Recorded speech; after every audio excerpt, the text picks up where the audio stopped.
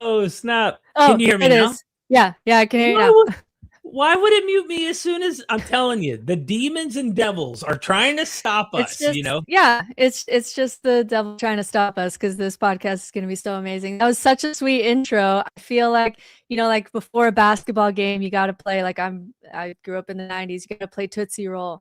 And like that intro is fantastic and like I'm so pumped up now for the conversation. Well, thank you. Thank you. Appreciate it. I've had it for years. It's one of my older intros. And, you are Brittany Hartley, is what I was saying when I couldn't speak at the moment. Welcome to Myth Vision for your first time.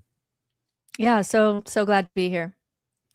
Again, in advance, ladies and gentlemen, if we have technical difficulties, we are live. And sometimes the YouTube daemonies do not want us to say what we want to say. Brittany has quite an interesting story. I know that because I've done a little peeking behind the curtain, so to speak, and have seen some of her work. First thing I want to do before we begin on your story, Brittany, if it's possible, is just to plug you. I want to grow your presence on YouTube, and you have 69.5K subscribers. You should be past 100K by now. You come with so much insight, so much. I cannot begin to put into words what you bring to the table in terms of this discussion and what we're going to be sharing today. I hope people will subscribe to your YouTube channel. Do you have plans to do some big stuff eventually, maybe here? Yeah, I start more on TikTok, and so I have a pretty big presence on TikTok and just started in the past year. I don't even think I'm a year old trying to do YouTube and do some longer content. So I'm still figuring it out, but I hope people find things that are helpful in there, and would love to have a channel someday that is really as successful as you're doing, and all the conversations that you're having that are just so important. I think you will. And I don't think, as we spoke before, I know you have it. And it is special. You also have a website, no nonsense spirituality.com, deconstructing landing page here, it looks like. Is this different from your course page? So yeah, I have a lot of courses, and I made the courses because I have too many clients to see as a spiritual director, and we'll talk about what that means and go into that. But I have too long of a waiting list of people who want to work one-on-one with me than I can see. And Mhm. so a lot of the themes that I talk about over and over, which includes nihilism, feminine spirit, paths of feminine spirituality, secular spirituality, and religious deconstruction, are kind of the four areas that I work with the most. And so I created some courses of things that I often do with my clients, just for the people that I'm not able to work with one on one. Awesome. All the links are in the description. If you find it helpful, go check her out. And then you have a book, No Nonsense Spirituality, all the tools, no belief required. And my goodness, you caught my attention with that because I myself have gone through quite a bit of struggles with addiction in my life. And Mm.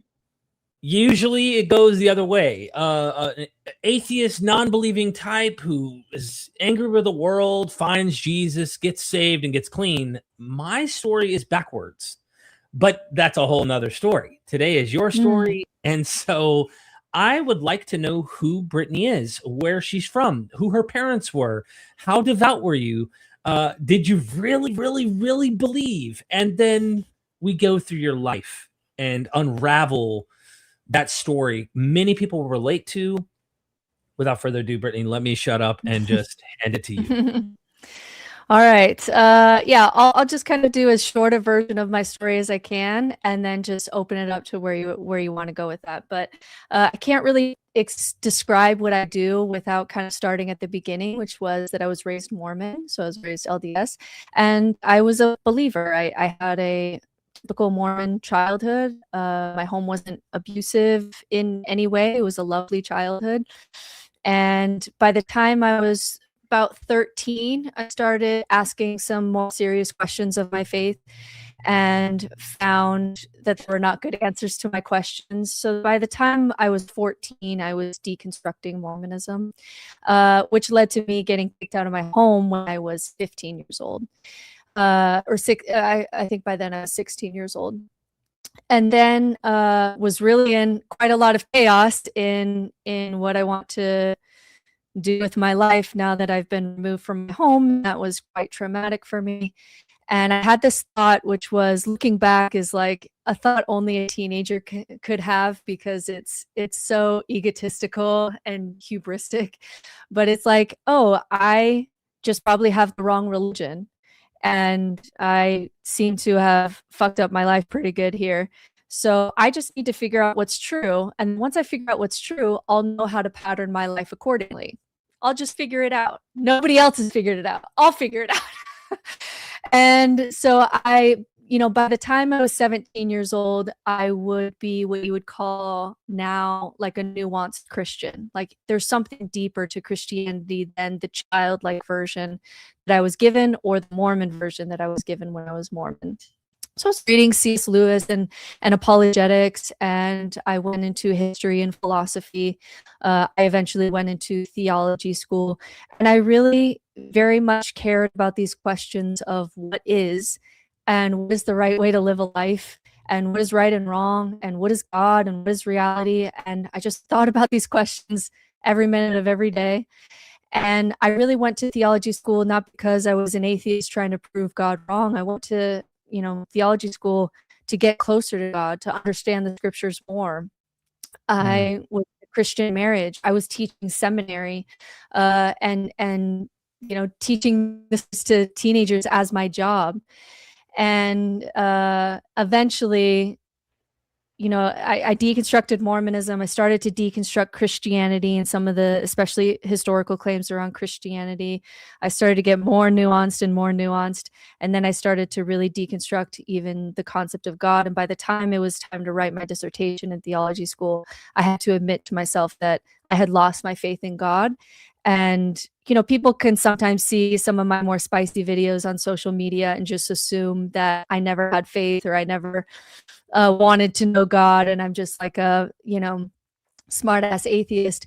But like, I was all in, and I wanted it to be true. And me losing my faith at the time was very destructive to my life. I lost my job. I was losing my marriage. I didn't know how the hell to raise kids. I didn't know what was up and what was down. I in no way wanted to lose my faith at the time. And it was very difficult for me. And so for a couple of years there, like, some people, when they leave religion, they just like find just so much freedom and joy, and they're just off running, and like they just have unicorns and rainbows for the rest of their life.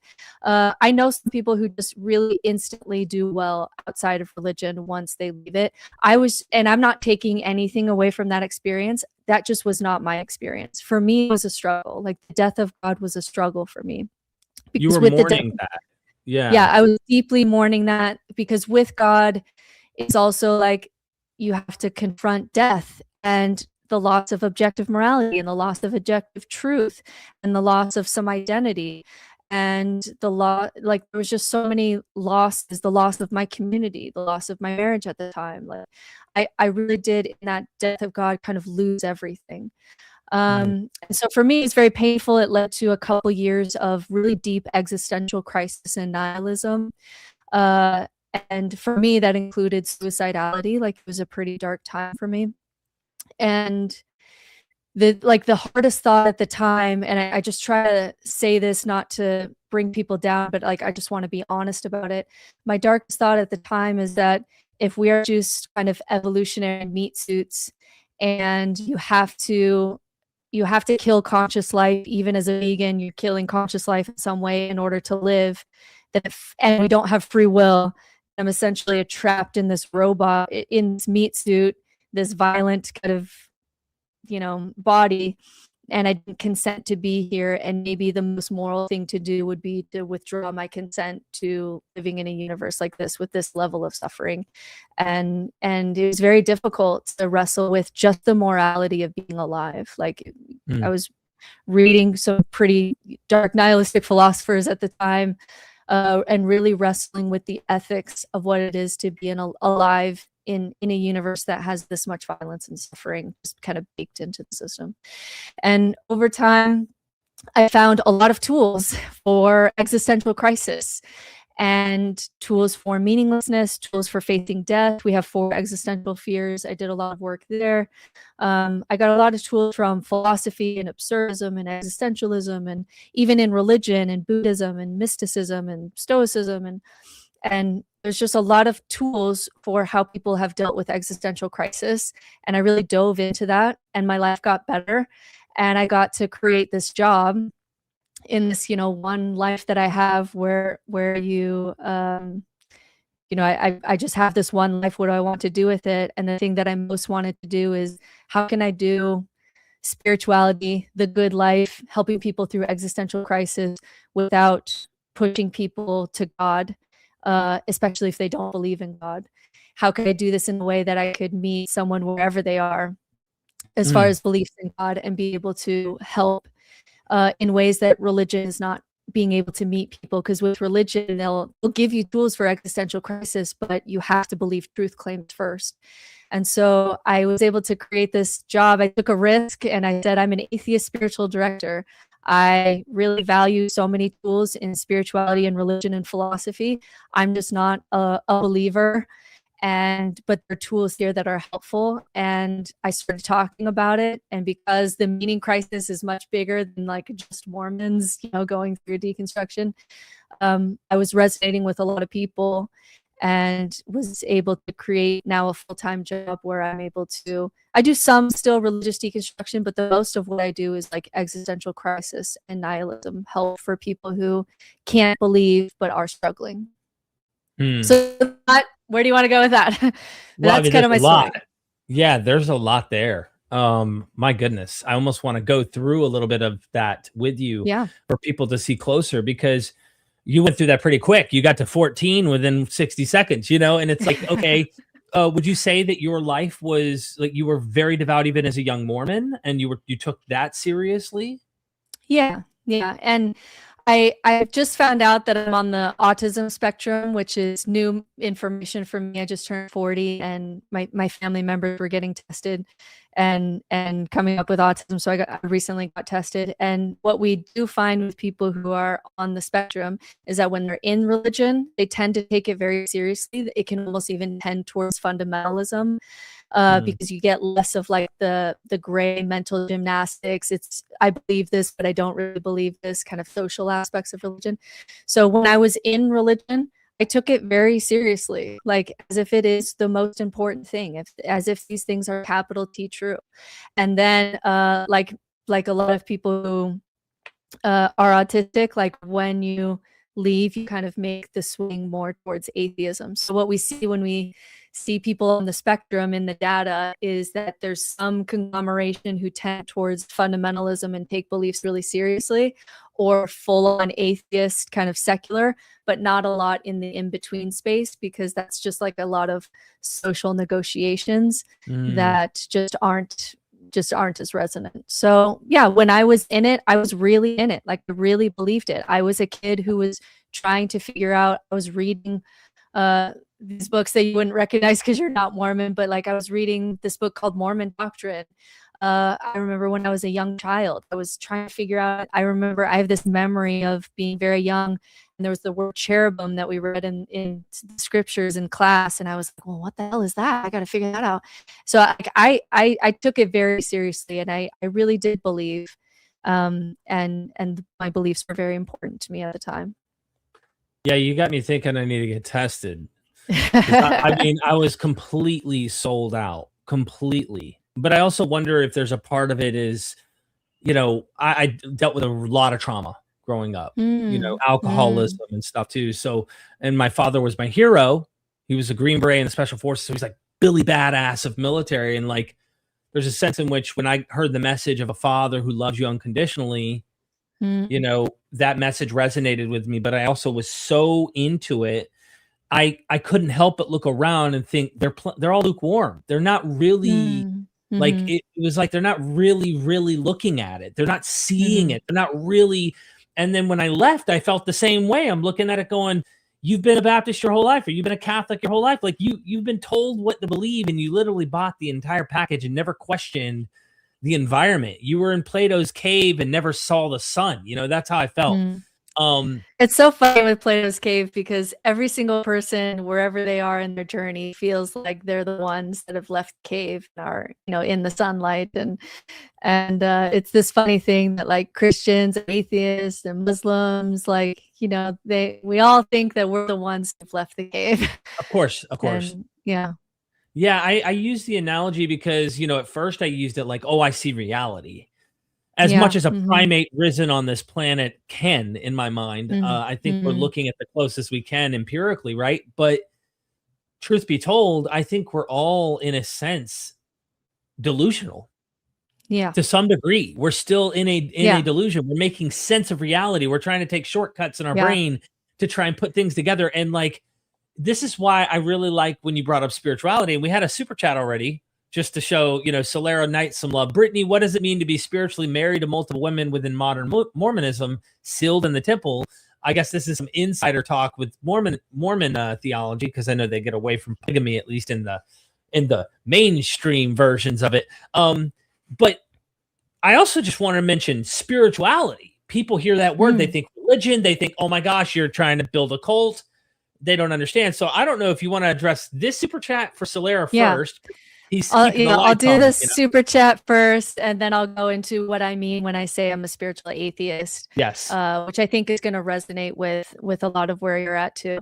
So polygamy was a big part of my deconstruction when I was Mormon. It's just very concerning that God seemed to be talking to Joseph Smith all the time and never told him like, hey, like maybe not the 14th, like, you know what I mean? It was very troubling for me. And in Mormonism, we don't have in the mainstream LDS tradition, we don't have men who are married to multiple living women at one time. But the time I was Mormon, if I were to die and my husband were to get remarried, he would get remarried in the temple and a woman would be sealed to him. And so he would be essentially, even today, have this expectation that he would have two wives in heaven. So our previous prophet, President Nelson, and the current prophet, the President Oaks, they both have two wives that they are sealed to. Now, it wasn't at the same time, but they have all anticipation to going to heaven and having two wives there. So polygamy is still baked into Mormonism, but we have like at least very publicly said like we're not doing this and we don't do this at the same time. But if my husband were to die, if I were to get remarried, it would be like at a courthouse because I could not be sealed to another man. So there's still polygamy in Mormonism, even if publicly the PR team says, no, we don't do that anymore. It's still really baked into LDS theology.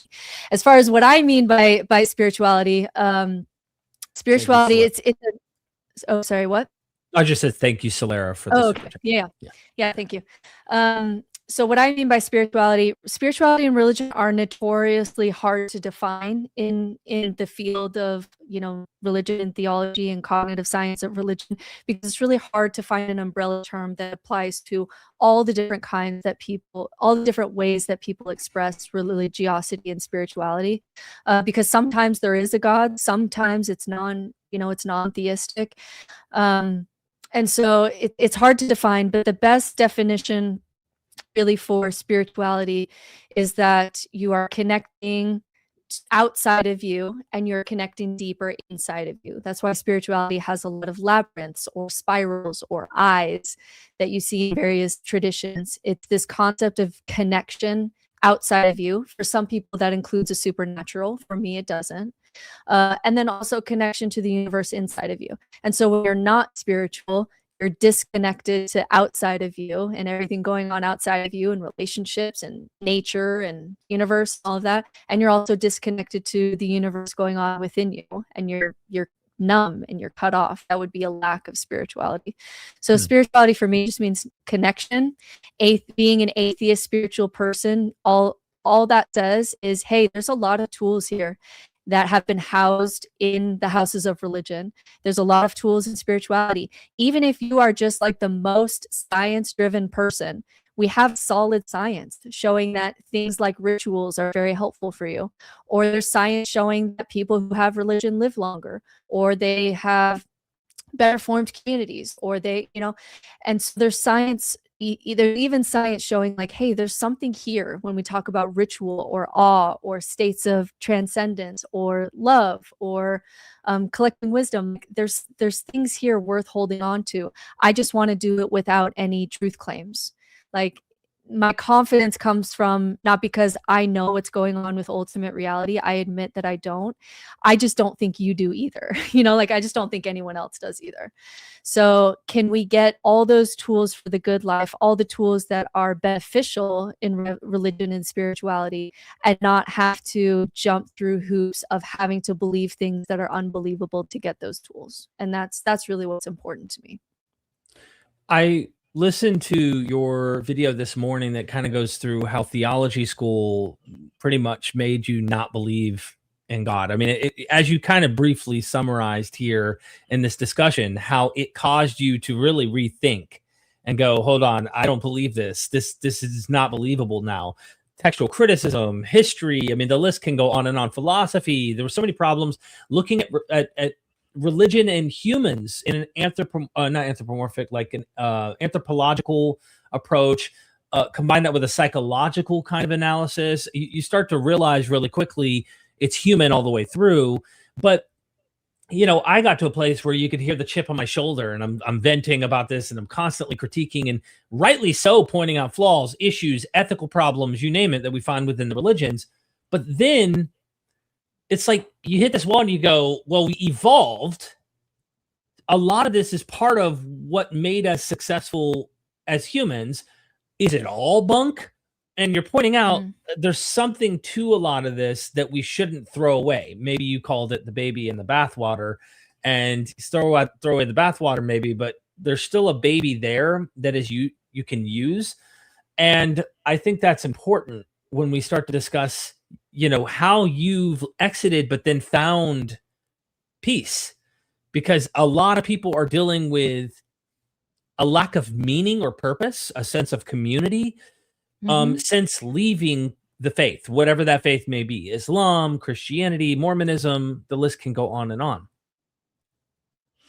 Yeah. So is there like, can you maybe narrow down a question there for me? There's like so many directions that I could go there. Yeah, I hit a lot there. I mean, I guess I would say is, you hear apologists. I'm going to phrase it this way, and then hopefully there's a decent question in this. I've heard apologists when they're debating atheists. For example, Inspiring Philosophy. He's a buddy of mine. We're friends. We've had beef. Okay, we've had our problems over a debate over Dionysus and all this kind of stuff, and other things in the past where we're wrestling over ideas. But then he debates atheists, and he brings up these studies all the time to point out the utility, how religion has utility. What are you doing? Like this is better. Life is better. The world would be better with religion. And he uses this against the atheist who's going on there going, but it's not true. But it's not true. Yeah. And we hear this tension. How do you deal with that tension in your mind? Yeah, it's really interesting because I feel like in the early 2000s, in Christopher Hitchens' days of atheism, when he was just like, his verbal prowess was just really unmatched in these debates. There was the sense that we were debating whether or not a religion was true or whether or not we have strong enough evidence for God. And atheism did really well in those debates. Christopher Hitchens did really well in those debates. And then what happened is, especially in the past 10 years, with like Ben Shapiro, Jordan Peterson types, is we started to shift the conversation to religion is useful, or society needs religion. And it's a very interesting shift in the atheist conversation, where it seems like they lost a lot of ground as far as being able to prove that there's some objective truths here that we can build on. I feel like they lost that debate. But the debate that's still worth having, where they have more data than, trying to go up against Christopher Hitchens, is this idea that religion is useful, and that human beings have co-evolved with it. And there's certain aspects of it that perhaps we need. And I think atheists are too quick to just throw all that away because it's related to God, and so it's just all bullshit. Like, they do have some data. There is some science. So if you're a science-driven person, you have to take that science seriously. And so what I want to do is what Christians will say is, religions are useful because of XYZ, and here's some data, therefore you should go to church and my God is real. And I say, no, that doesn't have to be the case. We can admit that we co-evolved with religion. We can admit that there's certain failures so far in secularism. Like the best example of this is Ayaan Hirsi Ali, who was like the fifth new atheist, in addition to the other four, outspoken atheist, poster child of being an ex-Muslim. She spends a couple years in secularism, finds that it's very empty, kind of has some depression and existential crisis, and today she's a practicing Christian. Not because she believes it's like she didn't have this big conversion where Jesus came and talked to her and she believes it's true. There just wasn't enough in secularism for her to feel like life was really worth living, or that we could be able to combat political religions. And she had, a lot of political arguments there. So there is that's where the debate is happening today. Is it seems to be no more about like what's capital T true, because I do feel like religion did poorly in those conversations, but there is something to be said for, hey, religion has been the place where we have kept things like awe and transcendence and ritual and community and moral education and wisdom. And there's so much that religion was doing that we didn't realize that it was doing by just saying, is it true? And Alain de Botton is a really great philosopher for this space, because he's an atheist. He's a philosopher. His name is Alain de Botton. And he has a great TED talk called Atheism 2.0. And he also has a book called Religion for Atheists. But he has this great point that says whether or not a religion is true is almost the most boring question that you could ask of it. Like Mormonism is one of the easiest religions to say that like we can have some pretty strong evidence that this is not the one true religion. But the deeper question that I feel like more atheists need to consider is that what was Mormonism doing that makes it so that it's psychologically beneficial for people?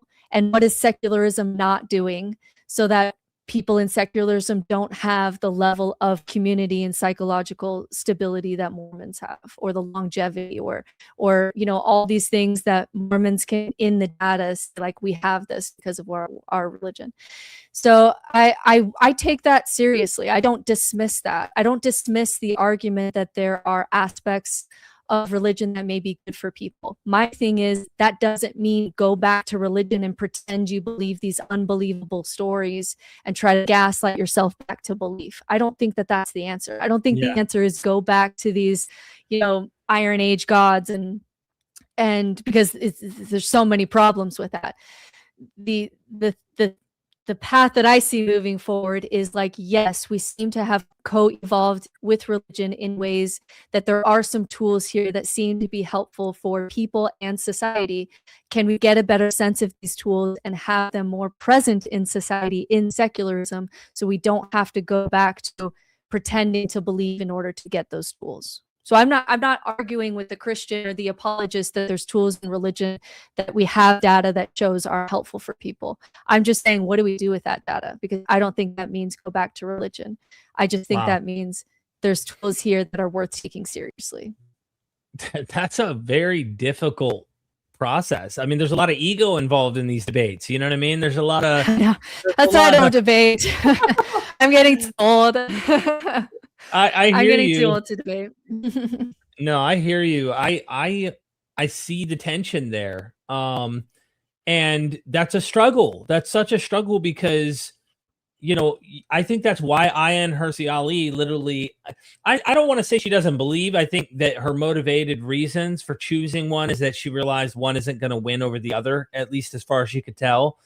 Now she's like, I think she's turning off her critical faculties and like just trying to like indulge into like naive child faith kind of thing to purposefully believe, and it's helping her. Can't you see with her that like it almost feels like she split her brain in two, in the sense that like when she talks now, it's very much like I keep science brain over here, and over here I do Christianity. You know what I mean? And for me, that I don't want to have to do that. I don't want to have to split myself in two in order to get tools for existential crisis, because that to me is such a lack of wholeness, that she, in order to survive the existential crisis that she was in, had to turn off her brain in order to access this other side where she could participate in faith and get the benefits from religion. That just doesn't feel like the answer to me. Yeah, I think we're testing something quite new in this way. Like we're like the science experiment with what you're describing here, because we're trying to see if there's a way that we can actually hijack the utility of all the things that are good and purposeful, from ethics to you name it, right? But outside of the framework of religion. And it almost makes me think, well, why don't we just stop and make a new religion at this point that just has myths that we say are myths and aren't literal, and they encode our ethics, but they're not to be taken as dogmas. And the problem is, as you point out, is there's almost a like a precept that comes into this where you have to presuppositionally believe these things are true in order to really devout and be so dedicated and devoted to it. You need to almost be delusionally, sucked into thinking it's real in order for that to be the case. And that's such a hard lesson for atheists to learn, especially ones who are newly out of deconstruction. I probably get an email a day that's like, why don't we just create everything good that Mormonism was? Because when you're in that community, it is such a fantastic community to be part of when it's working for you. And you're not gay, like when it's working for you, it is great as far as the level of community. And I have so many people, especially early on in deconstruction, that say like, we'll just build that without the bullshit. And what more atheists need to realize, I think, is we're running up against a problem, and that secularism is failing in some of its promises. And we need to be honest about it. If we expect Christians to be honest of their doubts, we need to be honest about what's going on our side too, which is we're coming up against this problem with human nature, that we can say we're going to gather as a community and we're going to have these rituals and we're going to collectively teach our kids good things.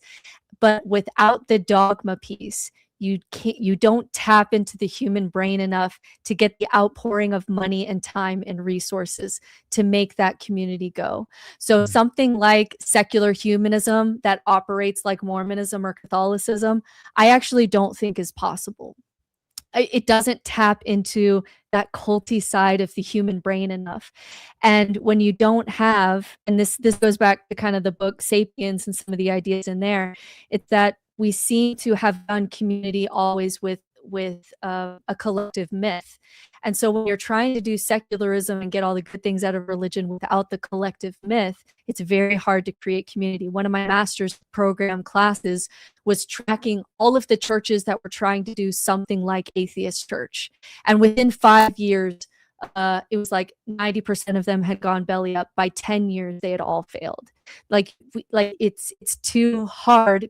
People without really actually believing it will just decide on Sunday that they'd rather just take a walk and take a walk and watch some Netflix instead.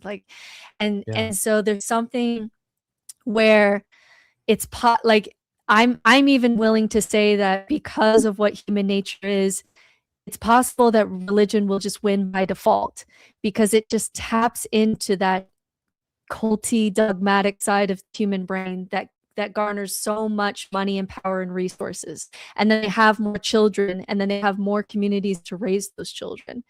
And I'm not on the secularism side because I have this idea that there's some secular utopia that I think is going to win. I'm on the side even knowing that it's probable that secularism may lose as far as global, worldwide future of humanity. Right. I just feel like for me, in my individual life, I feel a lot better and a lot more wholeness and a lot more inner peace, doing more of that community and stuff on the local level, because it may not be possible kind of above the local level. And so you essentially have, I think everyone really has two choices when it comes to how to do healthy spirituality. Either you're going to be a part of a religious or spiritual tradition, and you're going to have to deconstruct a lot of the bullshit to get to a place that's really healthy. Or from the secular side, you're going to have to do a lot of building up from scratch, a lot more than people realize, in order to get all those benefits. But the difference between the most deconstructed Christian and the most spiritual atheist is not I don't think that's a huge difference. And really, I think that's the healthy place that I think everyone should be moving towards, because it avoids the extreme problems of fundamentalism and nihilism. And so for me now, it's more about how can I critique religion so that it continues to deconstruct and hopefully get healthier? How do we build up more tools on the secular side so that everybody can be in that, nice gooey space in between the extremes of fundamentalism and nihilism, which is where we see the most harm. That's literally like what I've been wanting, and I get some people have to believe at the end of the day. And I'm like, I'm not trying to take away that. Like, it's just the radical kind of, extreme stuff that comes out of this harmful parts of the religion. I want to ask you one question. We got a few super chats I want to ask too, so I don't leave people hanging who are helping support the channel along the way. They have questions for you. They're clearly aware of your work and they love what you do.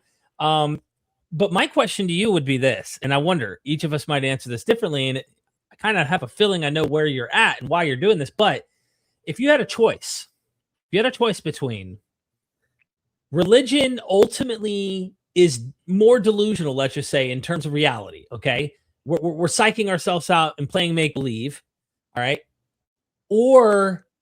And society works, it functions. Humans have meaning and purpose. They can deal with death. They can deal with all the things. And let's just say we found the math, right? We knew the data and they came back. There was no like, well, in this country, we took a poll, like the whole earth. We were able to know that religion had a better overall statistic.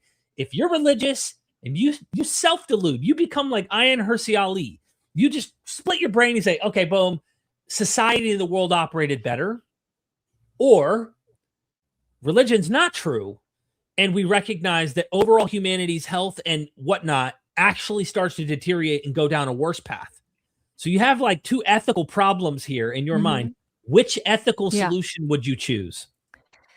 Yeah, this is a great trolley problem. And I think about variations of this trolley problem probably every day, because I deeply consider the ethics of what I'm doing, and even talking about deconstructing to nihilism, because there are people who end their lives on that path. And so I'm very concerned with the ethics of what I'm doing. And it was interesting that Alex O'Connor just asked Sam Harris this exact same question.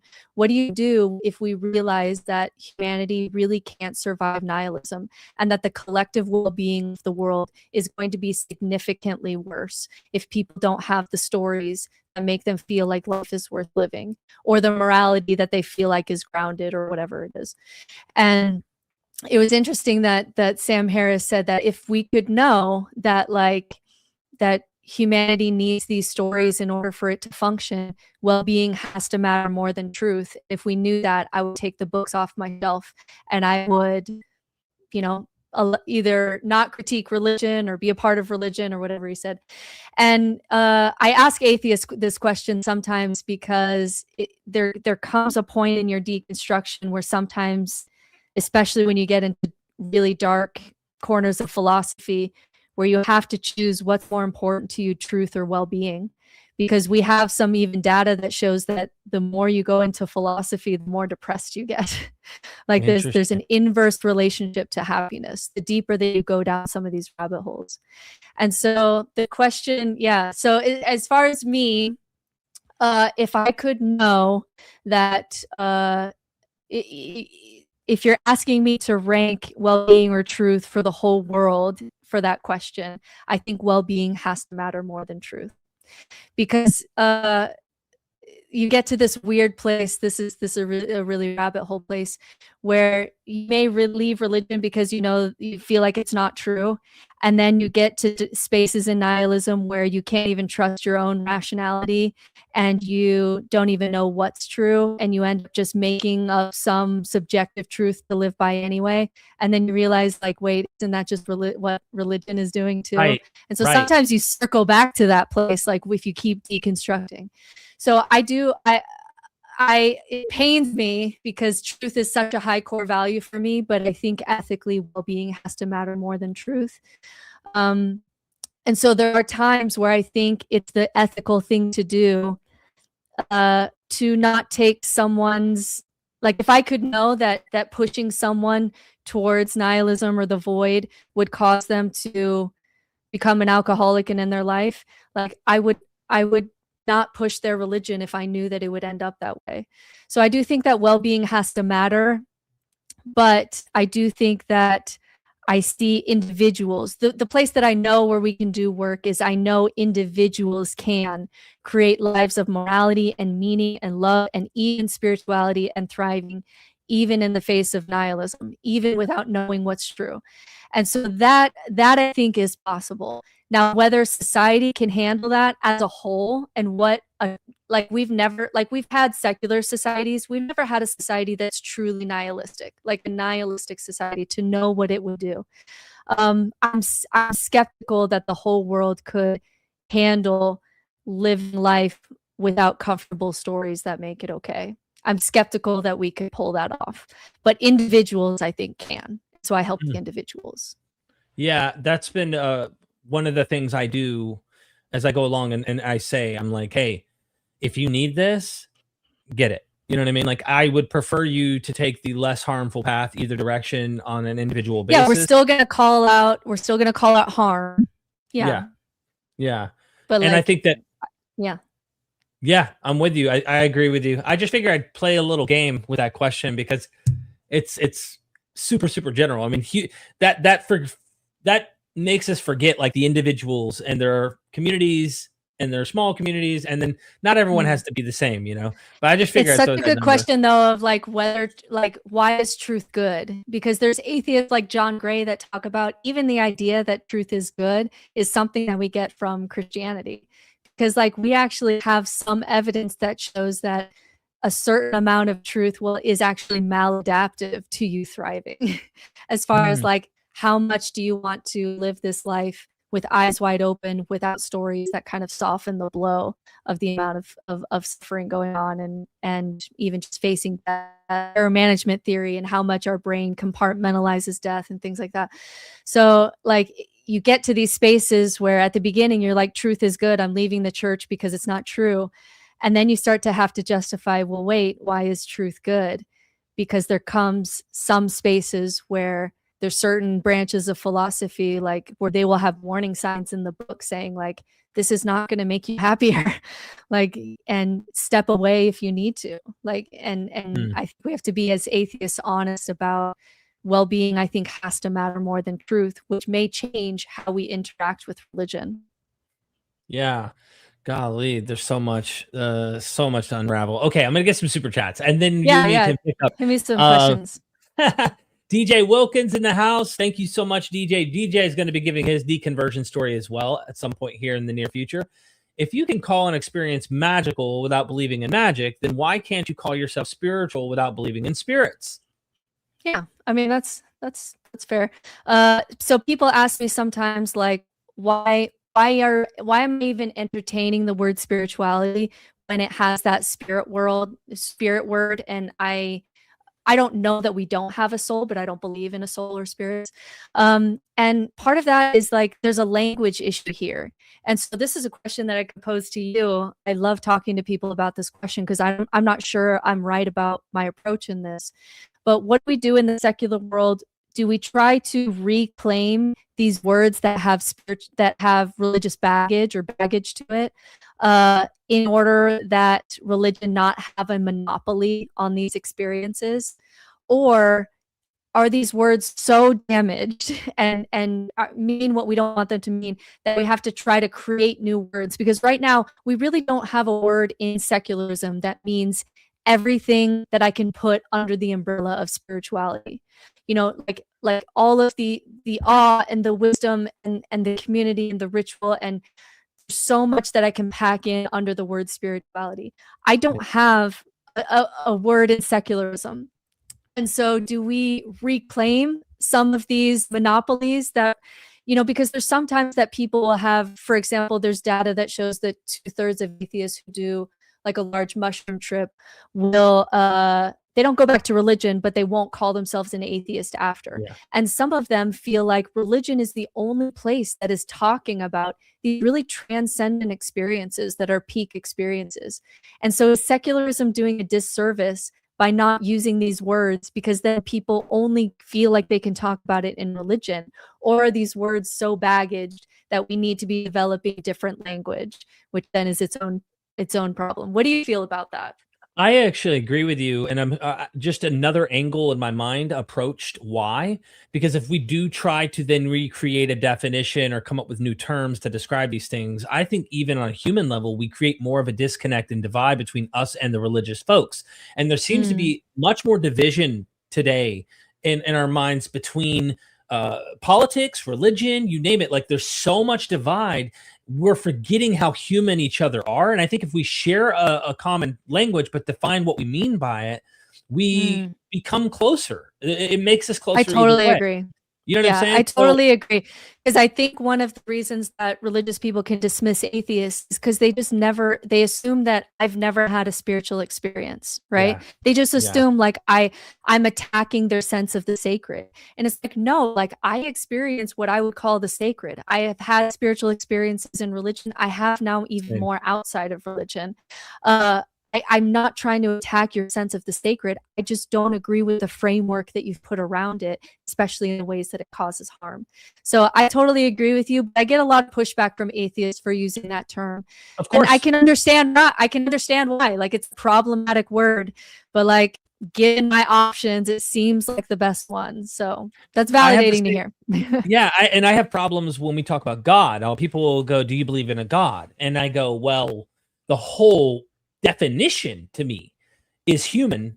As far back as we can go, humans have constructed these ideas, these concepts, making natural sources into divinities and such. I see the evolution like you do, the anthropology and stuff. So the word God has so much baggage, and I complain about it. But then I understand what they ultimately mean. And it's like they think, well, something has all this going, right? And they don't really take the naturalist approach that, you have infinite regress or like some other explanation you're trying to explain. And you try to do it from a natural worldview where you're like, I don't believe there's some divinity behind it. Maybe things are infinite, maybe multiverse, maybe this, maybe that.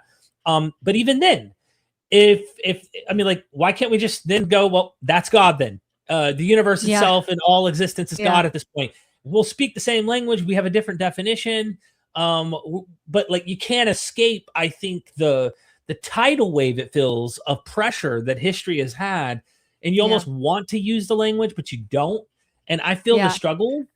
I feel I know like I what you mean. took like a full year where like the focus of the year was like, what do I do about the God word? Because in spiritual direction, which is my job, and after my master's degree in theology, I did a 2-year program in non-religious spiritual direction.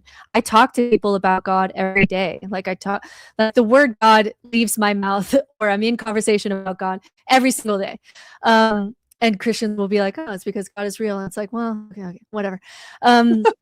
And I really had to think, how do I ethically approach this word? Because like you, like it for a while, it made me really uncomfortable. I wanted to be really sure about how I was ethically using this word, because I also didn't want to like gaslight people and use this word in ways that was like not representative of me. So how do I balance that?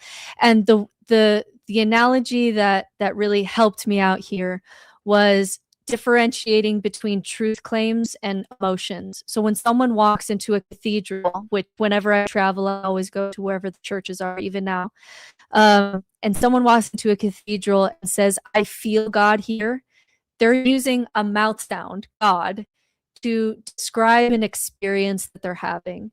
Yep. And I have no problem as a full-on, very spicy on social media atheist saying, I feel God here too. I have no problem with that, because all we're doing at root level is someone is feeling something and they're using Right. this mouth sound to describe it. And I have no problem meeting that feeling. Now, if you want to say God is this and hates gay people and, whatever the truth claims, okay, now we've left experience and emotion. And now you're talking about truth claims about ultimate reality. And that's going to be a different tool set. That's when we need to be skeptical. That's when I need to say, what is your evidence? Because now Right. you're making like even just scientific truth claims about the nature of reality. And so Yeah. separating that, what are you meaning by God? Are we talking truth claim space where I'm going to put on my skeptical hat? Or are you talking about an experience that I also have had too? That's allowed me to navigate that word a little bit better. Yeah, or even a song hits, you have something deep, and it's a completely secular song, okay? Mm. But it's a love song between you and your partner or your children, or, your love for your family, or whatever, and you're like, "Oh, that hits. That's so deep. The experience is so good." And they're like, "Yeah, that same experience I had when I was worshiping in church, okay, I have with secular music today." And I try to tell people, like, I have those same warm fuzzies, but I also have another dimension to me where I had addiction issues with opiates, Mm. and I Mm. had profound warmth from, when you do get that opiate hit, it hits the receptors. It does all the work to making you think God's hugging you at that moment. And Mm. so I was able to get a whole different arena of experience in that. Um, our next super chat is Chris Wood. Thank you so much, Chris, for the super chat. Great to see you on Myth Vision. I missed your first live stream. I'm a deconstructed Christian, but I'm not an atheist. Is your book for me? I want to reconstruct, but feel like I can't trust anyone. Mm. Yeah, that's a great place to be when you feel like I just can't trust someone else telling me what they've, are claiming is capital T true. So my book is not proving that you should be an atheist. It's not proving, it's not like one of those Richard Dawkins books where it's like God is a delusion. Like it's not one of those books. It's a book that says, here are the tools of religion and spirituality. Here's the science behind it. What are ways that you can authentically bring that into your life?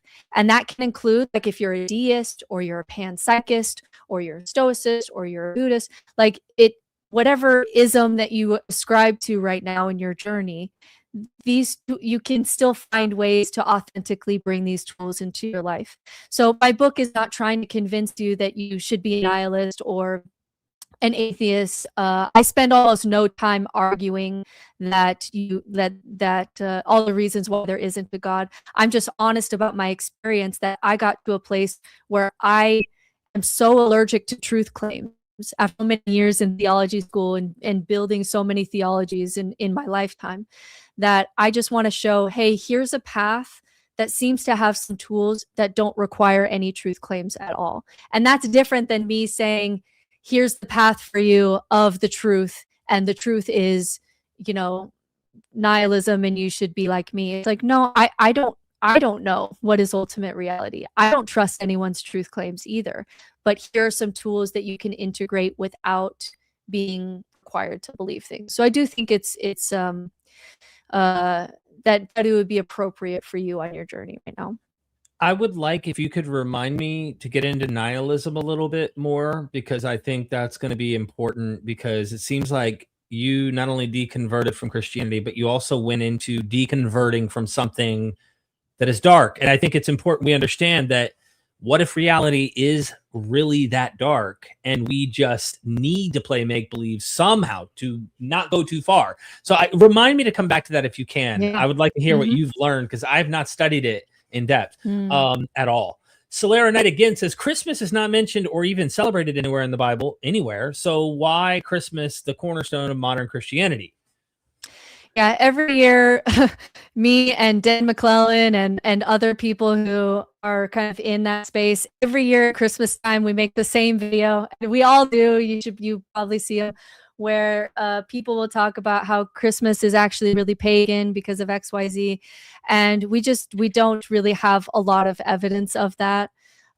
Really what we're seeing is aspects of Christmas, especially in Western Europe, especially in Germany in the 1600s, and then Christmas trees come to Queen Elizabeth in England, and so it tends to be much more in our recent history rather than something that is pagan that continues on today.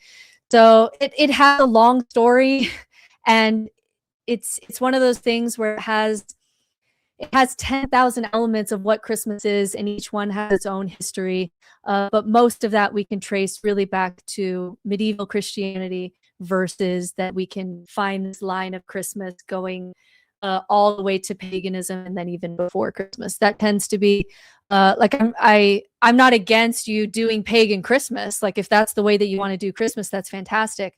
But I wouldn't say that that's like the true Christmas, which sometimes you get that message around Christmas time from people who are more in the pagan space, and there's just not a lot of evidence for that. So it's I don't know how much you want to go through that, but that's like a 30-minute video on like all of the elements of Christmas and where they come from. Yeah, I've got a buddy who does a lot of reactions to a lot of this, because there's the calculation hypothesis where they think the Christians calculate it, but then Sol Invictus is roughly around the same time, and there's this really tug of war on what seems to be happening. And at the end of the day, even to this day, there's still debates between the history of religion school and like a lot of these scholars who are trying to like say, well, no, calculation explains it all. And I think that this is not the platform or the day to really get into all those weeds, but I would recommend. It's fun. I like definitely listen to someone who does like the full 2 hour on like, here's the debates around the date. Here's the Christmas tree and where it came from. Here's the various elements of Santa Claus in the various countries that it comes from. Here's where the commercialization happens. Like there's just so many elements that it's like what God is. It's like thousands of years of humans doing stuff. And I just like, I can't put that in a sentence for you, but definitely listen to a longer podcast on that from someone who is a better Bible scholar than me. Absolutely. The Deadly Dan 42 months says we evolve with culture, not religion. What are your thoughts on that? We've been doing religion for at least tens of thousands of years. We see elements of religion. So for at least tens of thousands of years, we've been doing religion. If we let's say that we've been human in this form for about 300,000 years, and we can get up to almost between 80 and 100,000 years that we see elements of religion. So, and we don't know kind of before then aspects of religiosity, but really the root of this, when people ask like, what is the root of religion? Rather than it just being this like modern construct, what's the real root of this as far as our evolution? It's this concept called hyperactive agency detection, HAAD, which is that evolution rewarded us for being superstitious. And where I argue with atheists is that atheists will say all religion is just indoctrination, that if we just got rid of these books, then we would just be this perfectly functioning secular society. And we may be born atheist in the sense that we usually take on the religion in our parents, but we are also born superstitious. Evolution rewarded us for superstition. And we see elements of that as far as we have records for humans, that we are superstitious by nature, by evolution. That is like a accepted scientific theory. You know what I mean? Yeah. That's not just me like spouting some kind of theological bullshit. That the root of it, as far as we can tell, is that if you could imagine that the rustling of the bushes is a lion and run, that false positive or whatever it was, like you survived, and the one who didn't use their imagination in that way and assume agency to agents outside of them was more likely to die. And so we are the descendants of the superstitious, anxious, over applying agency to everything around us kind of people. That is our ancestors. That is what we are in human nature. And so I truly believe, even as an atheist, that if you removed religion today and you got everyone in this generation who's alive today to be secular and outgrow religion and superstition and all of that, the next generation would fall back into superstition, because that is what we are in human nature. And so this idea that like religion is just indoctrination or just recent, or we're cultural, not religious, I don't think that view lends to the science and data that we have that shows that we are, for as long as we have records of humans, superstitious by nature, because evolution rewarded that. And it's something we actually have to override, which is a very difficult project for atheists to take on, that we have to actually override something that seems to be really deep into our human nature. Oh gosh, this is good. Have you read Michael Shermer's book, The Believing Brain? I've Like I've listened to podcasts about it, Yeah. but not like sat down and read the whole thing. Yeah. Okay, it's on Audible. That one right there, it covers like the whole why our brains are wired to be superstitious and how it was our adaptation to being superstitious was advantageous for our survival and all the things you just described. And then he goes into other animals from birds to mammals, how they've done tests to show the reward system that comes with believing in pattern recognition and you know, you talked about agency, assuming agency, all of that plays into why we believe. And so when I hear people say we were born atheists, I think to myself, there's actually, I just have to say, I personally disagree. I just don't agree. I know a lot of really popular atheists who would say, no, we're born atheists. Yeah. Well, maybe you're born not with the name of a particular anything. And of course, we're molded to believe what our parents are passing on to us, of course. But I think we're already superstitious, like manufactured from the gate, superstitious and wired that way. And there's a book by a guy named John Wathy, if you haven't checked him out, that talks about the phantom God. And he has another one, I can't remember the name of it off the top of my head. He has 2 books. I've interviewed him on this, where he talks about, he believes that gods came from our mother and father. Like neurologically, we're wired in the womb. And there's even facial recognition systems that go on in the brain where we're like already genetically being wired inside of the mother's womb. And we're experiencing her presence. We can hear her, we can hear him, we can feel these things. And when we come out of the womb as sponges, little sponges, we have no agency of our own that we can take care of ourselves. So we cry out, and mother, reward system, gives milk, right? And we're constantly fed and dependent upon agents that aren't us.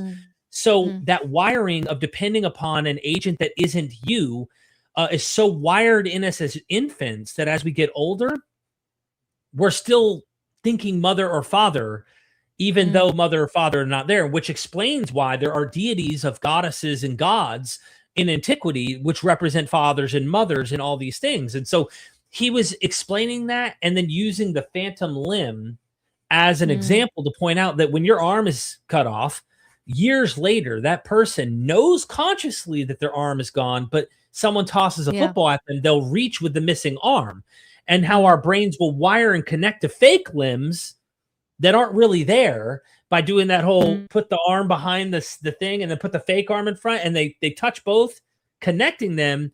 And then you take a hammer and hit the fake arm and you feel it. So you see what I'm saying? Like there's like so much there. I'm not as familiar with that particular theory, but it wraps on to kind of a sister theory that I know of where like why do Christians have such a hard time with giving any blame to God? Like they give all the good things to God, but never blame God. And we have some pretty good research showing that when we dig into that psychologically, it's the same thing with kids when their parents divorce and they feel like it's their fault.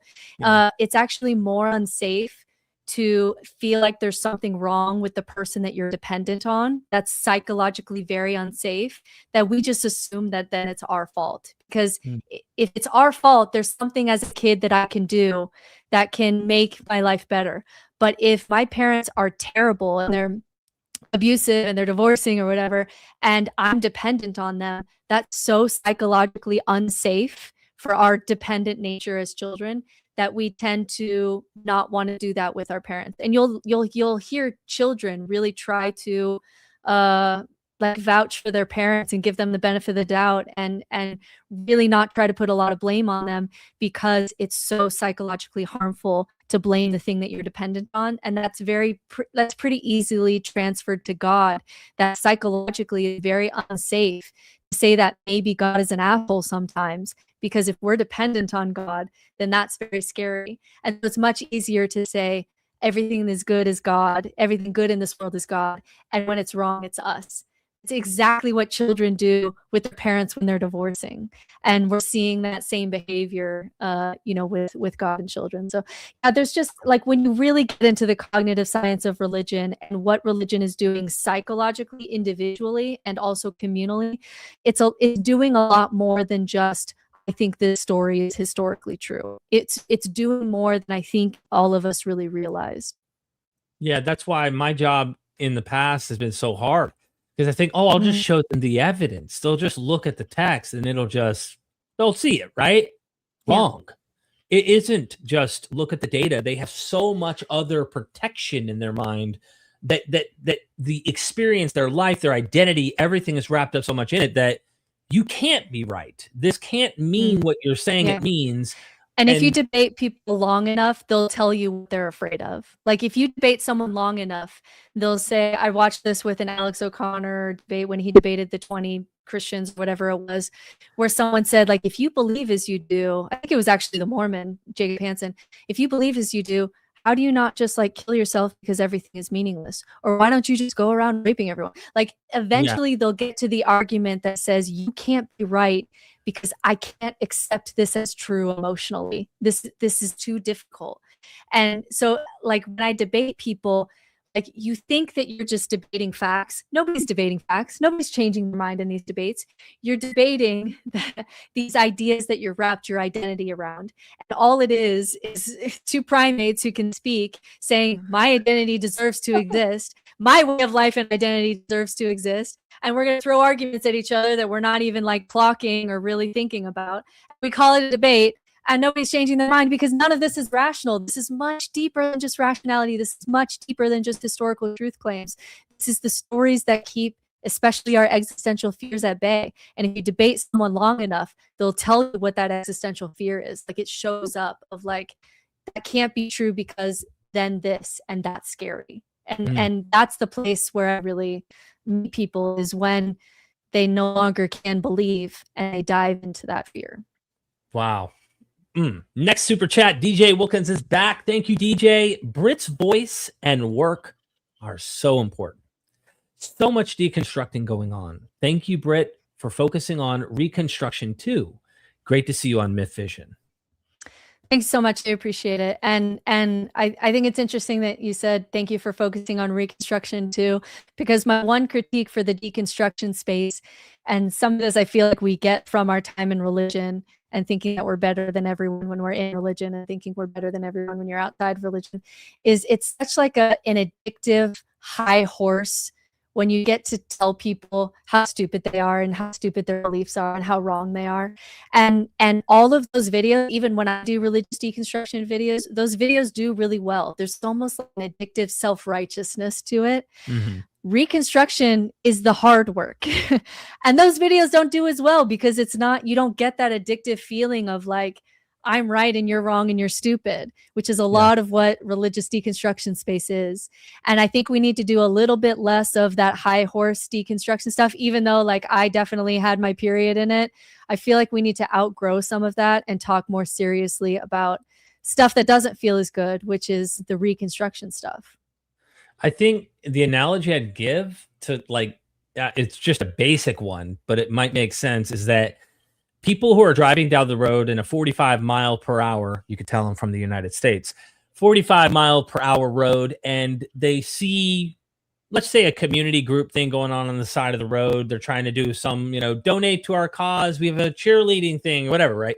You stay driving 45 miles an hour, unless you're going to pull in to give a donation, but you're not like overly like, turning your head.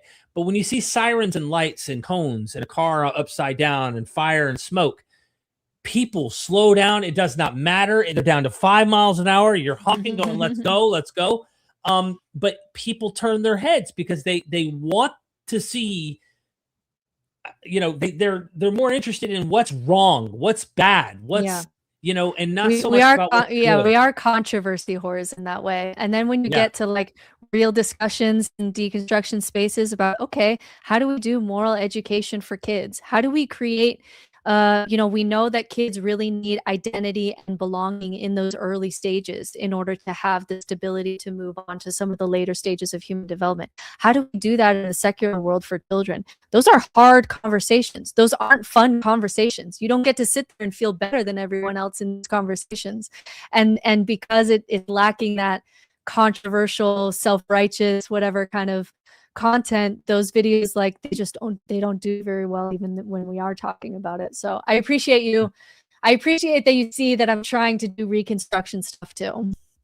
Absolutely. Pick and choose. Thank you for the super chat. I'm a Catholic. I think they mean Catholic, wrestling with deacon. Religion too tiny for huge timeless creator. I often wonder what human spirituality was 200K years ago, etc. Yeah, I'm an atheist, but I'm not necessarily an adeist. If you want to say that the way that we see the universe really requires a creator, I can't prove that wrong. The only thing that I will kind of debate against is a lot of people will be in that kind of creator ground of being. Holmes, the comedian, talks about this kind of God. Rainn Wilson talks about this kind of God, this more deist kind of God. Like, I don't have a lot of strong arguments because I don't know the nature of reality to say that you're definitely wrong. Where I think that people start smuggling in things, metaphysical things unfairly, is when you say that that creator is good, because the level of animal suffering and for millions of years, animals just eat each other alive just so that some humans can experience, going to the theater and having a nice time. I have a really hard time with then saying that their creator is good. That's where I would argue. But if you want to argue that there's a timeless creator, we don't have a lot of strong evidence against deism arguments, because we just know too little about the origins of life and the nature of the universe. I'm just going to argue with you if you call that good, because I think that's smuggling in a lot.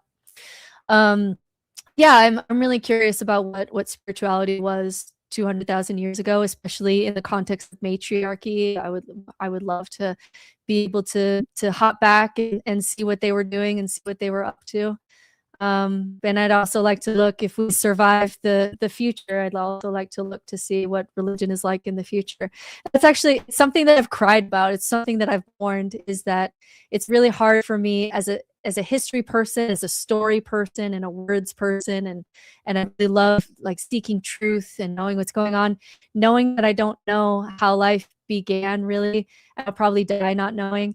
And I won't know how humans end, like how this collective story that I'm a part of ends. It's very sad for me. Like I deeply mourn that. That's hard for me. Have you read the book A Short Life, or A Short History of Life on Earth? I don't think so, no. Mm-mm. It's, how you read Sapien. It's kind of in the vein of Sapien, but it's much more focused on evolution. Of course, he doesn't go into the elaborate details of what the hypotheses of abiogenesis, but like how life starts in the ocean and works its way. And then he gets to this extinction section. And he's like, unless we leave this planet at some point and find a way to traverse, and make existence possible elsewhere, we will all go extinct. It is inevitable. And like, he's just going through the science of it. I'm like, oh crap. Yeah. Like, no matter what you do, you know what I mean? Yeah. Like, it's like, ugh. And none of that used to bother me more, especially when I was more fresh out of religion. But I can honestly say that even if religion wins, even if this planet blows up and nobody ever knows that we were here, like even if I could know that and you put me on a time machine and I see how this story ends and no one in the universe ever knows that we were here, even if that were true, like my way of life can withstand that level of reality. Like I still can say that I got to pop my head out in the universe and experience existence. I created a life that was worth experiencing at the level of experience, and I will let it go when my time is over. And I'm still glad that I got to exist, and I'll be probably glad when it's done too. And so like my way of life isn't a story that makes that sad reality untrue. It's that I have built in tools from philosophy and religion and spirituality and anywhere that I can find tools to create a life that's worth living, even if that were true. And that's where I've finally found real emotional stability, because I don't have to defend any truths. I don't have my identity around any truths that have to be true. And so I'm just free to explore what is and what is consciousness and what is all these things, because you can still create a life that is worth experiencing, even if all of this is in an ultimate way meaningless. It's kind of interesting. If before we move to the next question, if I may press further, because this gets Hmm. into the whole nihilism issue. Maybe you could take a moment to tell us the darkness of some of the things you've learned about this, right? In adding to the idea that you have some positive feedback, okay, to try and say, Hmm. listen, because look, it feels like when I've engaged a lot of religious people who talk about, well, if you don't have objective moral values that are grounded in a God, it's almost like we're taught in these religions that the story, the truths, the ethics, the morals, the whatever, have to be larger than us. They have to Hmm. be, for them to even matter. It's almost like pretend there was no God. Suppose humans evolved to not have a God, but we thought there was life and there were aliens on other planets. Some believe that they're the ones who are taking account from a distance. They know what we're up to, just like Santa Claus, knowing whether you're naughty or nice. That important narrative is what they have to give them significance. And if you take away that narrative, that the aliens on planet Xenu, on a whole nother, ball of rock in the universe, then they themselves in this moment right now have no morals, have no, truth, have no meaning. It's like you've taken away their meaning if you've taken away that thing way out there. And Hmm. it feels like you and me have realized the way that thing way out there, we're no longer convinced of. We aren't living, holding our breath, thinking that thing exists. Yet we're ethical. We have purpose. We have meaning. You went through a phase where you started to really see, I guess, a very dark way of viewing the world through a philosophy of nihilism. Can you explain what that was, and then maybe, I don't know, tie this back in?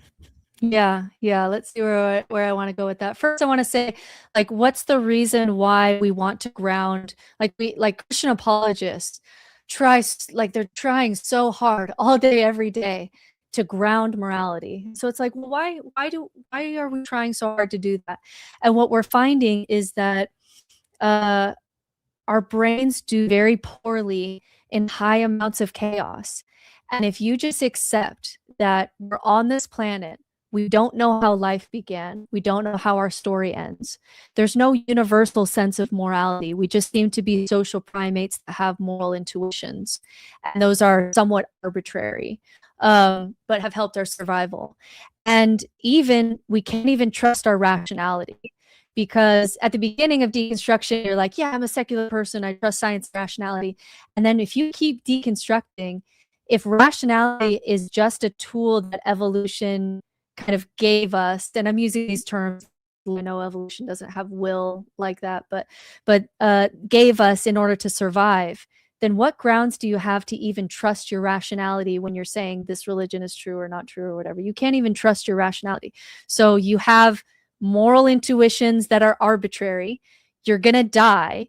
You have no idea what the hell is going on. You don't know how to live a life or what a good life would be for you. You can't trust your rationality.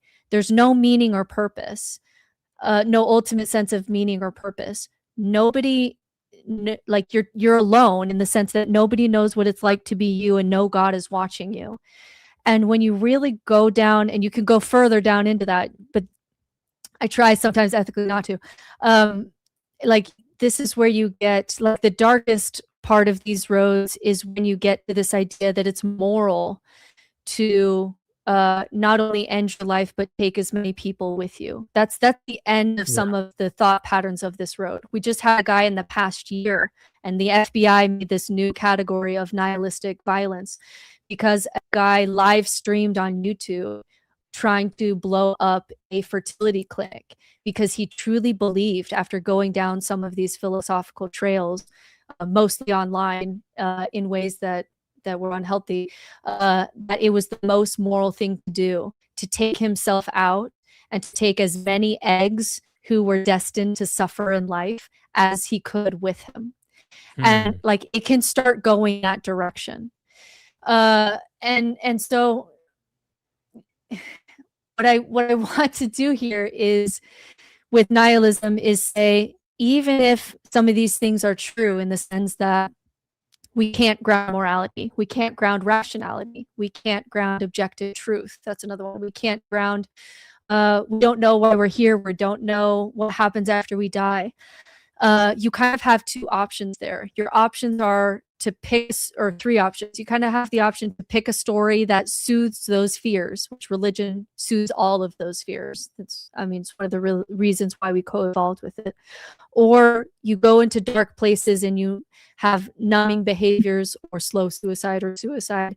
And some of these writers, like when we talk about Philip Mainlander, who wrote a pretty dark philosophical book, and then the day that it released, he ended his life. Like, he believed it to the end. So there's a path that I see. And there's also a path that I see that can be hard, but I think is really meaningful, where you say, what would it be like to build a life in light of these harsh truths of reality and grow strong enough to meet them? That means that I have to face death and really deeply accept in my bones that I'm going to die. And there's going to be a day that my kids want to call me and talk to me, and I will be there. Like, I mourn that. I cried about that. I had to work with that fear. We have 4 existential fears: death, meaninglessness, isolation, and fear of freedom. And so if you can actually know what those existential fears are and work with them directly, it's kind of like exposure therapy, where if you're afraid of spiders, you're going to adjust your life so that you're never around any spiders. But if you went to a therapist and did exposure therapy, the therapist would allow you to get closer to the spider and lowered your kind of your nervous system response, so that eventually you could sit and be okay next to the spider. And so I survived nihilism not because I escaped it, but because I have a healthier, conscious, integrated relationship with death and meaninglessness and chaos, and accepting that things are going to go wrong in my life and I don't have control. And that was a lot of mini deaths. Like, I died a lot of times in that process. Yeah. But on the other side of that, I do think there is hope that when you grow to meet that, and you grow to accept that you'll die, and there is meaninglessness, and you don't have control, and you can't do these little superstitious rituals in order to do some kind of prosperity gospel so you'll be okay. You just accept that it may not be, that you can actually grow to live a life even in the void, even in the face of those hard truths. Do I think it's a way of life for everyone? No. Like, there were times where I almost didn't make it. Like, it's a very hard psychologically thing to do. Like, our brains don't want to look at these things. Like, our brains subconsciously hide us from all of this, because it's really hard to just be a human knowing you know what the hell is going on, and you're going to die, and you have no control, and you don't know anything, and you can't trust anything. Like, it's hard. Like, I'm living a life without most of the anchors that people have. But honesty and a stability when you grow to meet that has been very rewarding for me. And there's a lot of benefits to this way of life too. It's very freeing. You're not surprised by death. It can become, it's like making an eye in the storm almost. That when you get close, when you accept that level of chaos and instability and become okay with it, it's like you find stability in the instability. But it's very difficult for brains to do, which is why we co-evolved with religion to do all this work for us. Wow. I don't know. What do you want to do with that? Yeah, I don't know if I want to read any nihilistic philosophy, man. I almost want to avoid it now. I mean, you got me kind of freaked out about it a little. We'll just keep going to the next super chat, and I'm sure there's something else that comes to mind. Britt, have you considered the Oasis Network, a non-faith secular community lasting 11 years so far? Yeah, I'm speaking at one in July in Salt Lake when I go down for the Sunstone Conference, which is kind of an ex-Mormon conference. So I'm speaking with Oasis. I have many friends who are in that network. I'm also really close to the people in Thrive who are doing kind of a similar thing. I speak at my local UU. All of these are similar things, which is like, we're trying to do the good stuff of what community and religion can be, without requiring people to believe certain things. And I appreciate what all these groups are trying to do, but we can obviously see that there's some shortcomings. And when I ask these people, and I ask every community, like especially adults will say like, well, I have all that because I go to my local UU and we have all that. And I ask, okay, where are the children? Because there are, like, even the children of the pastors at UU are not attending UU. There's no there's no group of children that are finding their identity and belonging and moral education and life and purpose and meaning in the Oasis Network or Thrive or UU or some of these other similar organizations. So I'm not against what they're doing. I speak at a lot of these things. I'm friends with a lot of people who are trying to do these projects in various ways. I just think that we have to accept that we're always going to hit up against this problem, which is if you're not dogmatic, you're not going to get the kind of money and power that Catholicism and Mormonism has in the world. And that's going to be its own set of problems. And it's also not really hitting the kids. It's not really helping the kids. And when we're looking at the anxiety and depression of Gen Z, I think they're the ones that are paying the true cost for their parents deconstructing from religion. Some of those things are good. Like there's a lot of religious trauma that my kids are not going to get because they're not raised in the Mormon religion. But there are also some downsides that maybe their Mormon, friends are getting as far as that identity and belonging and some of that psychological stability and having adults teaching them moral education, being a part of a community. These organizations are really not able to get the kids. And it's the problem that everybody's trying to figure out. So I'm not against it. I just think that there's some weaknesses. Oh, so much. Thank you. Ricky Johnson says, Britt's description of sandcastles of meaning on Rain's podcast really resonated with me. Perfectly articulated how I live my life. Been a fan since your appearance on the Mormon Stories pod, Britt. Thank you, Ricky. So just briefly, that sandcastles of meaning, it was a big shift for me when I was really struggling with my nihilism, because I had this feeling that if all we do is just build sandcastles and the wave washes them away with death and time, what is the point of any of this? And I had this really big shift, which seems intuitive now and seems obvious now, but it just wasn't obvious to me then, because I was built on, my brain was still very religious because I was looking for truth first and a way of life second. But if you flip that on its head and you look at children, children don't build sandcastles because they're going to last forever and there's ultimate meaning. Children build sandcastles because they're enjoying it at the level of experience. Just the challenge of, how do I build a moat, and wouldn't it be fun and what can I find? How can I put a shell on top and decorate and whatever? And they're in the experience of it. And the value of the sandcastle is not ultimate meaning. It's not that the universe cares that the sandcastle is there. It's that there's something special about experiencing anything at all and being on a beach and building a sandcastle with a little boat. And that was a big shift for me. And it helped me to build on this other foundation, which is, instead of truth claims or instead of metaphysical realities about the universe, what is inherently meaningful at the level of experience? Because that's probably the only thing that we know. The only thing that I can know for sure, I don't even know, like there's a philosophy called solipsism where I can't even know if you're conscious. I can only know that I am. Like, we really don't know anything.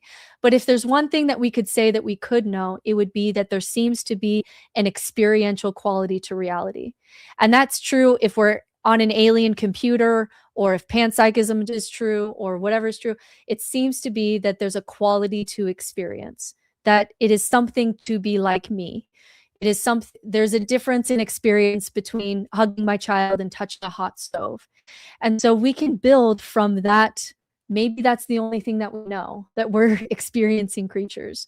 And so what is inherently true for me at the level of experience?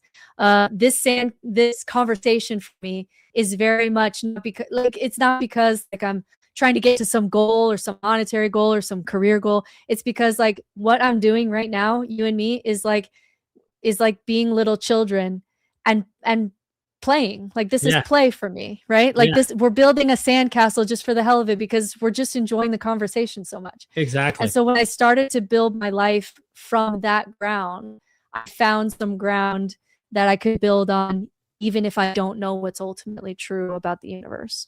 But there's a shift for me.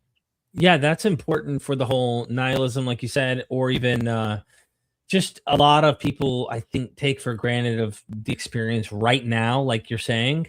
And I think that's more important. And it's difficult to get people who've been trained or to believe you have to have it grounded in something in order for it to have any meaning in the right now. And that's part of why I think I'm clean from opiates. I mean, I was injecting heroin at the end, and I was addicted to alcohol, all sorts of stuff. And I always describe it as I found myself. And it is a very traumatic, very difficult to explain experience for myself. But it was like I journeyed these hills of suffering and trial and religious studying and all this. And I get to this mountain and there's a mirror.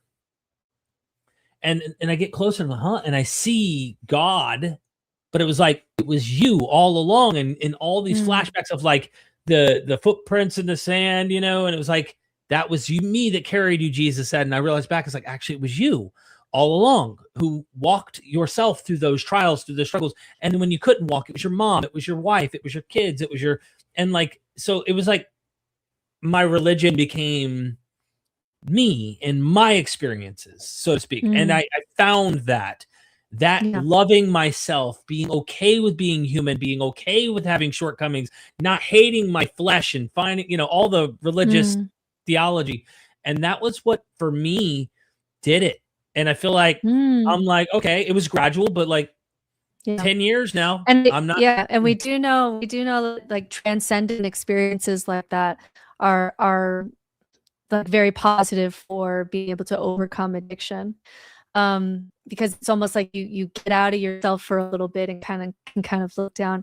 And I love what you said about discovering that it was you the whole way, because it's like at the beginning it's like, oh, God wasn't there, who was I talking to this whole time? And then you have this realization that all those times I was wrestling with something and had a question about something, and then would have a dream about it, or would have a thought that popped in my brain that felt like revelation. Like my brain was smart enough to project a different part of itself that it could talk to and get answers from. That's crazy. Like if that's not God, like that's magic. Like that's amazing. And so like I have this lovely relationship with my brain now where I'm just curious about it all the time.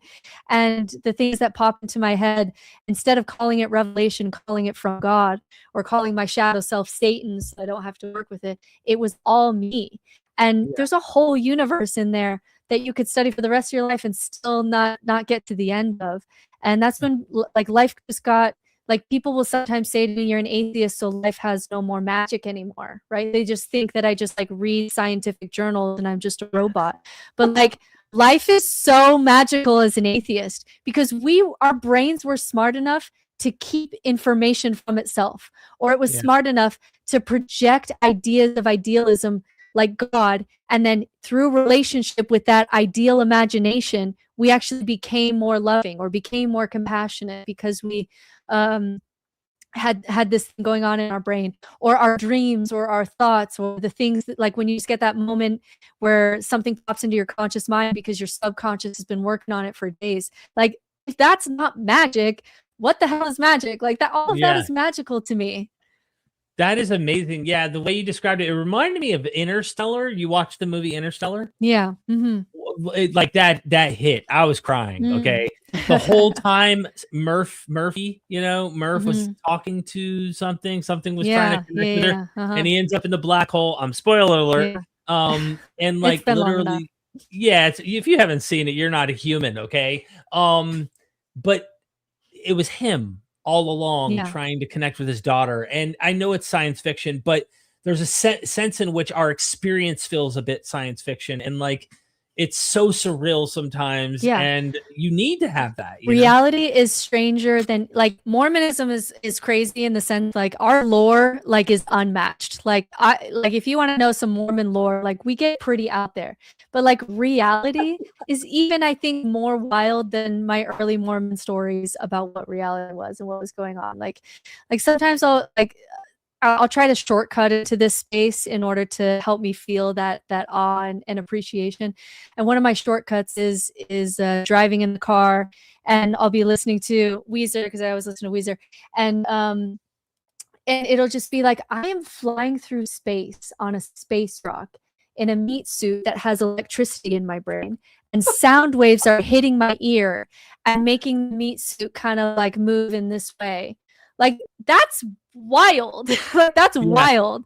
That's magic. Like, and so reality is, especially with how little we know about what consciousness is and all of these things, like there's no, being an atheist to me, it was not an end to the magic. It was just opening up to what like the mystery of what reality is, rather than just our stories about it.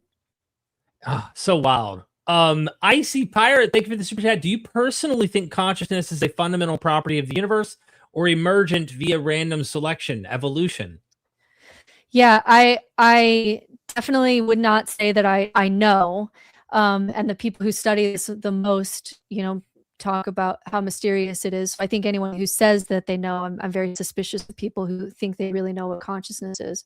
But if you put it like gun to my head, if you want me to pick a side, I think there's stronger evidence right now for consciousness being all the way down. So a fundamental property of the universe. And I listened to Annika Harris's 12-hour audio documentary on all the scientists who are working on consciousness and what they think.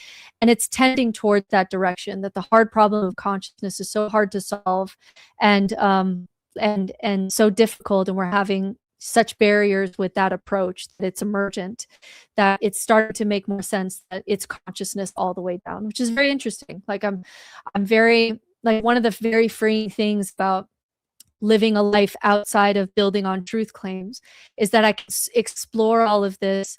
Like everything is on the table for me. And I love that everything can, like, consciousness being emergent, consciousness being fundamental, all of that's on the table for me. So I'm interested in these conversations, but I wouldn't say that I know one way or the other, but I tend towards the idea that it's consciousness all the way down. Interesting. Which is interesting. Yeah, which is interesting. Yeah, yeah. Oh my gosh. A few more here. DJ Wilkins, thank you again, my friend. Is imagination a tool you recommend for secular spirituality? If so, in what ways? Meaning, I seem to need imagination to find Nietzsche's amor fati, love of fate, attitude workable. Yeah, I do think that imagination is a fantastic tool for working with your own brain. I just think that we have to put some boundaries around it. So one that, for example, amor fati also has some stoic roots, that phrase. Something that I think is really cool in Stoicism, for example, is there's this guided meditation that you can do where you imagine like a room full of people that you admire. These can be fictional, these can be real people. And you have a problem in mind, like who would you most want to talk to about your problem? And you really go into this meditation, you imagine it, you take that person, whoever you would want to talk to, and you sit down at the table and you explain your problem, and then you're silent for a second and allow that person or Dumbledore or Yoda or whoever it is to kind of talk back to you. And it can be a way to access your own wisdom or access your own subconscious. What would someone I admire in this space say to me about this problem? Now, where I think religion and sometimes spirituality goes off track is they say that's capital R real. You are talking to God. You're talking to your saint. You're talking to your grandma, whatever it is. And I'm saying it works even when you're talking to Dumbledore and it's in your brain. Right. And so what I'm trying to do is, like, I think religion goes too far in saying like all of that stuff in your brain is like capital R real. I think atheists are too dismissive and don't play any spaces at all because it feels woo-woo. But there's a tool here of, it's a fantastic way to have a conversation between your conscious and subconscious mind that you can make rational boundaries around, and then go into this imaginal space.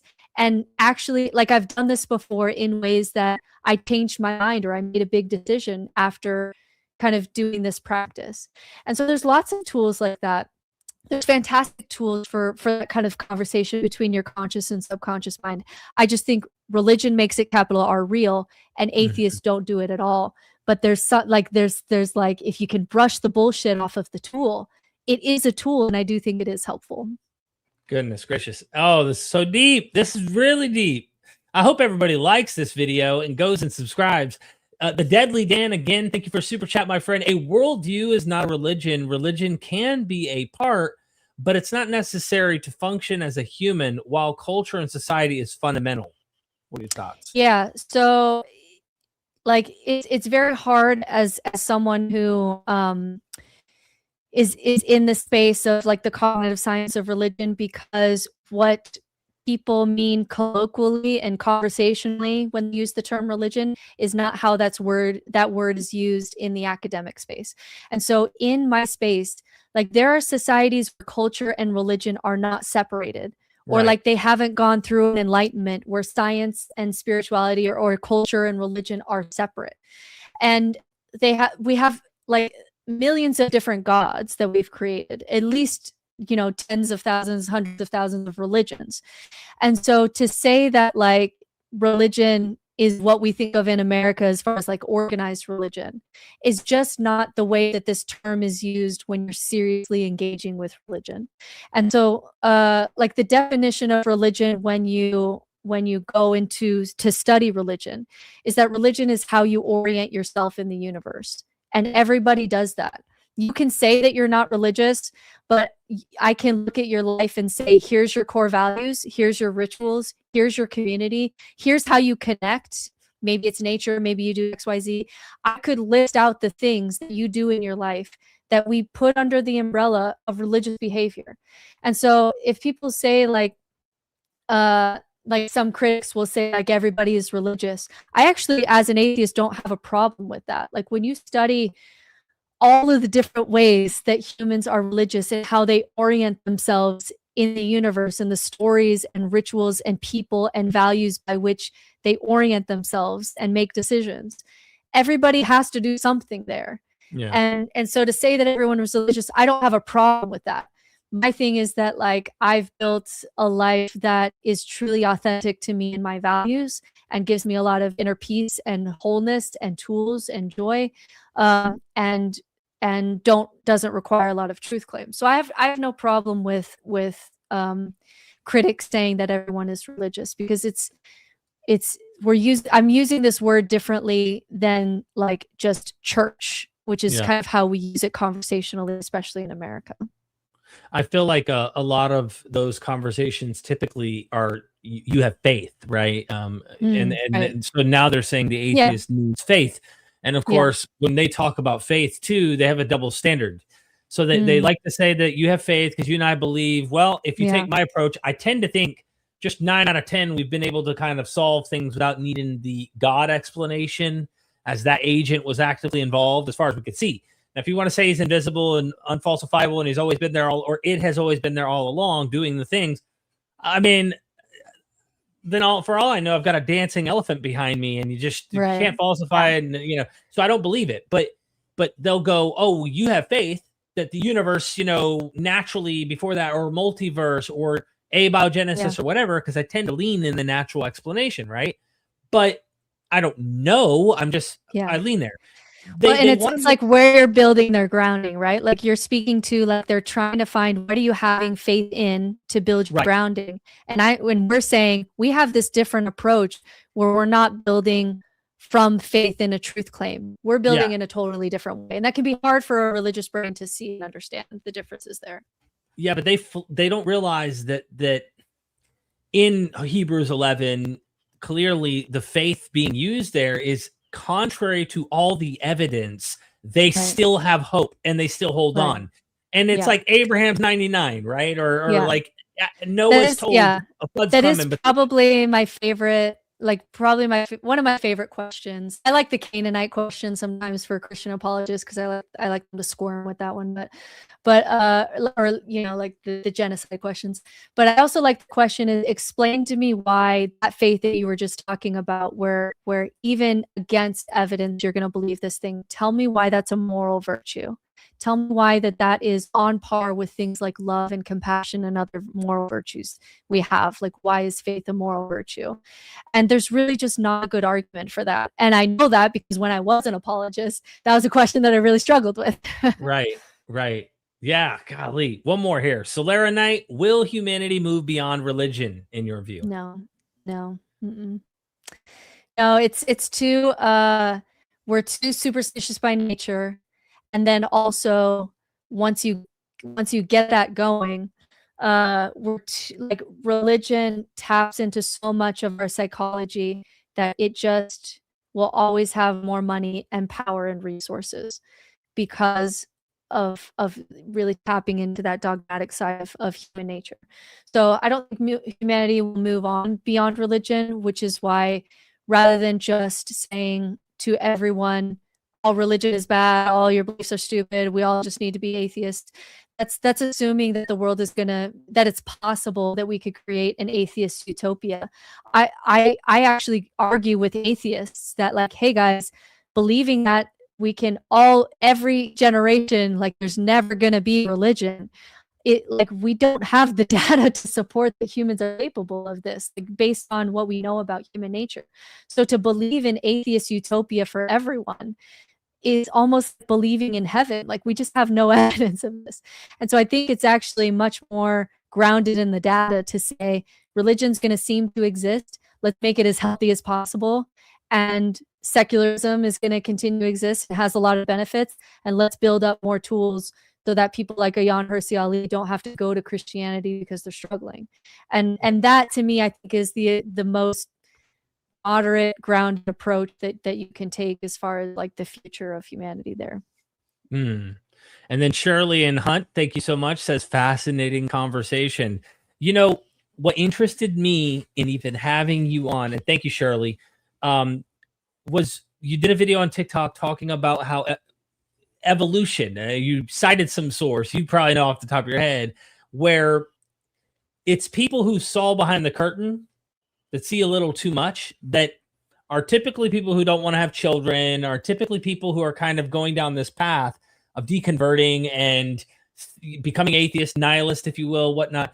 And nature itself has its way of culling these people from the gene pool to almost naturally get rid of them. And it kind of freaked me out a little, like some of that is, I think, Donald Hoffman and then Robert Sapolsky building on Donald Hoffman, but they've run some computer models that show that when you start to see closer to reality versus seeing according to evolutionary fitness, your species will die out.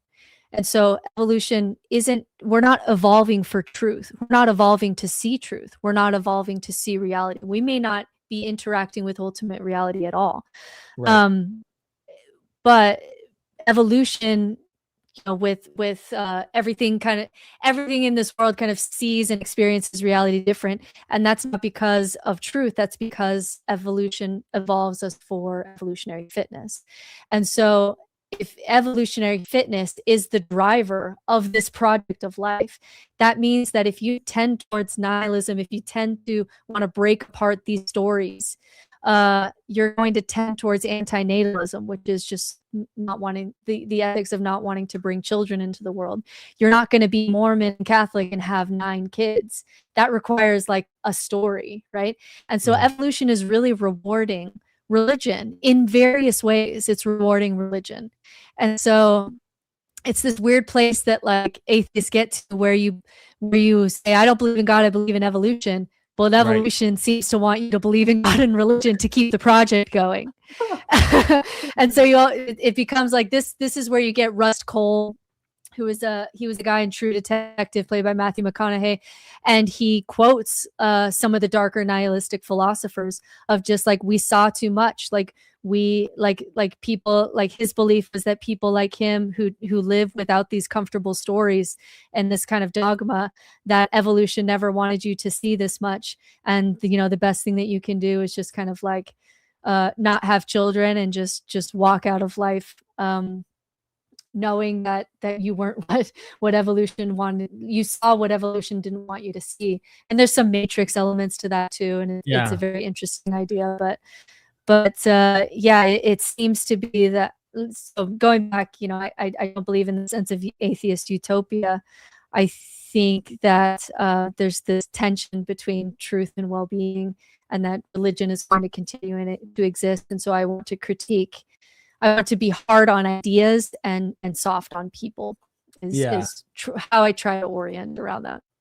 So there's two things in my mind, and we've hit the end of the road on the super chats. Please hold your super chats. I don't want to keep Brittney too long. And then she goes, "Oh, the next episode we're stuck for 8 hours." Fun. No, this is as long as you're having fun. I don't want to. I'm having such a good time. I'm having such a good time. So I wish something magical was true, and I'm not talking about just we're talking about nature itself already is magical enough. There's a lot of cool stuff, but like, I wish that the story didn't end when it ended. Right? There are things about religion that I'm like, yeah, I do wish either, some cool form of reincarnation was true, or some kind of like utopian, no more suffering kind of thing, problem of evil, because we look at nature around us. So that's one thing, just a personal opinion as an atheist. I'll go, man, I've gone too far. I don't know how I could split my brain and ever try to do what Ayaan Hirsi Ali has done. Personally, with what I know, I don't know how I could do that. Number one. If I ended up in an existential crisis, maybe you can do almost anything you need to when you're literally going to die. I know that from addiction. Yeah. But the other problem nihilism in the data, really bad for addiction. Really bad for addiction. Mm-hmm. Yeah. And like, if you find Jesus as part of your recovery, those are the kind of people that like if well-being matters more than truth, don't touch their faith. Yeah. Yeah. Like the data shows, don't touch their faith. That is the thing that I'm like, look, I've been aggressive critiquing and picking apart stuff, but I also want to say like, hey, if it helps you, do it. If you want to play make-believe, do it. I just think it's make-believe, and we're all playing make-believe in some ways. Yeah. It's just, I feel like I'm playing less. Let's not make sure let's not legislate the make-believe. Like let's, you know, we still have, even if I'm being very generous to religion, like I'm never generous towards harm. You know, like we'll always call out harm and when religions cause harm. I also am thinking of like the early Gnostics, right? And there's like philosophically a push toward antinatalism, the asceticism a lot of early Christian movements had, and people like Marcion, who saw the horrific actions of the Old Testament deity and said, no, Jesus is God, is a good God. That's not a good God. And you got to imagine a lot of these Christians were already saying, stop having kids. You're bringing them into a corrupted, horrible world that is created by an evil creator. They were already proto-nihilist in a sense and not realizing it. In some way, there's overlap, I would say. And they have this idea of escaping the chains of this world to get to the next. Any comments on that? I mean, because we do see in the New Testament, one of the letters where it talks about women need to be like baby-making machines to be saved. So there's like a pushback, a pendulum swinging of like, stop having babies to women need to have babies to be saved kind of crap. Yeah. It's really interesting because I can see, like, when you see the fears driving human behavior, you can start to see where that tension is and where that pendulum swings. And so when you watch Buddhism, for example, also has some strands of nihilism where they break down illusion so much in meditation that you can get into some nihilistic spaces, and then they have their own tools for that. And so it's this thing of like, if you take these stories super seriously, it starts to lead to, well, why would I have children? Because it's possible as a Christian woman, if I have 5 children, it's possible that 1 or 2 of those are going to burn in hell for eternity. So actually, should I just not have children because I don't want to have a children that's going to burn forever in eternity because of their finite experience? Like, that doesn't make sense. But if you think about the stuff like too little and you don't have stories that help you with life, then you get towards nihilism. And so the sweet spot as far as psychologically is having the story but not thinking too hard about it. that tends to be like when you find like psychological stability, it's you've got a story and you're sticking to it and you're not thinking too hard about it. Because when you start thinking too hard about it, then it'll start breaking down in other ways, and you can start saying, I want to have kids because I want to have a kid that's going to go to hell. That's a perfectly rational thought to have. But like, you can't, so you have to believe the story but not think too hard about the story. And if your brain can get itself to do that, you can essentially like, it's like putting blinders on. You can essentially compartmentalize life enough that you can function. And what's interesting about like therapy and philosophy and these things is that at some level, the kind of nihilism that I'm talking about, it becomes a place where like actually some illusions would be psychologically healthy for you. You actually need some more illusions, like being a good person matters, or the universe bends towards justice, or like some stories and illusions are going to be helpful for you psychologically. And so it's this really interesting place where, again, we go back to that situation of why is the truth good, especially when you start getting into spaces where it seems like thinking about this too much is going to be maladaptive to your ability to function in the normal world.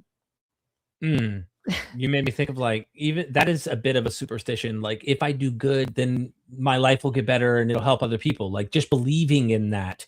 Mhm, Instead, shit happens, right? And like, so mhm, if we just believe, oh, I'm going to be successful and I'm going to do good, or life is going to go great, even if it isn't, or you don't know what the mhm. future holds, is a good belief to hold, I think. And so, Yeah. like It's those like kinds of, I think the one Sam Harris says is like believing that the gun is always loaded is a helpful truth to live by, right? Like if you act as if and believe as if the gun is always loaded, that is, whether it's true or not, it's a helpful belief. And we're finding the more that we're doing this like postmodern deconstruction stuff, is that so much of what we thought was reality was just helpful illusions. And then what the Hmm. hell do we do with that? I don't have all the answers to that. I can only say that there's tools that can help you to process that and function, even if even if at some level that these are illusions. last question I have is a And then I have lot of one for you before you go. Oh, Yeah, go yeah, ahead. yeah, yeah, yeah, yeah. Is about religion being replaced by politics. And I just wanted your personal opinion here because, Yeah.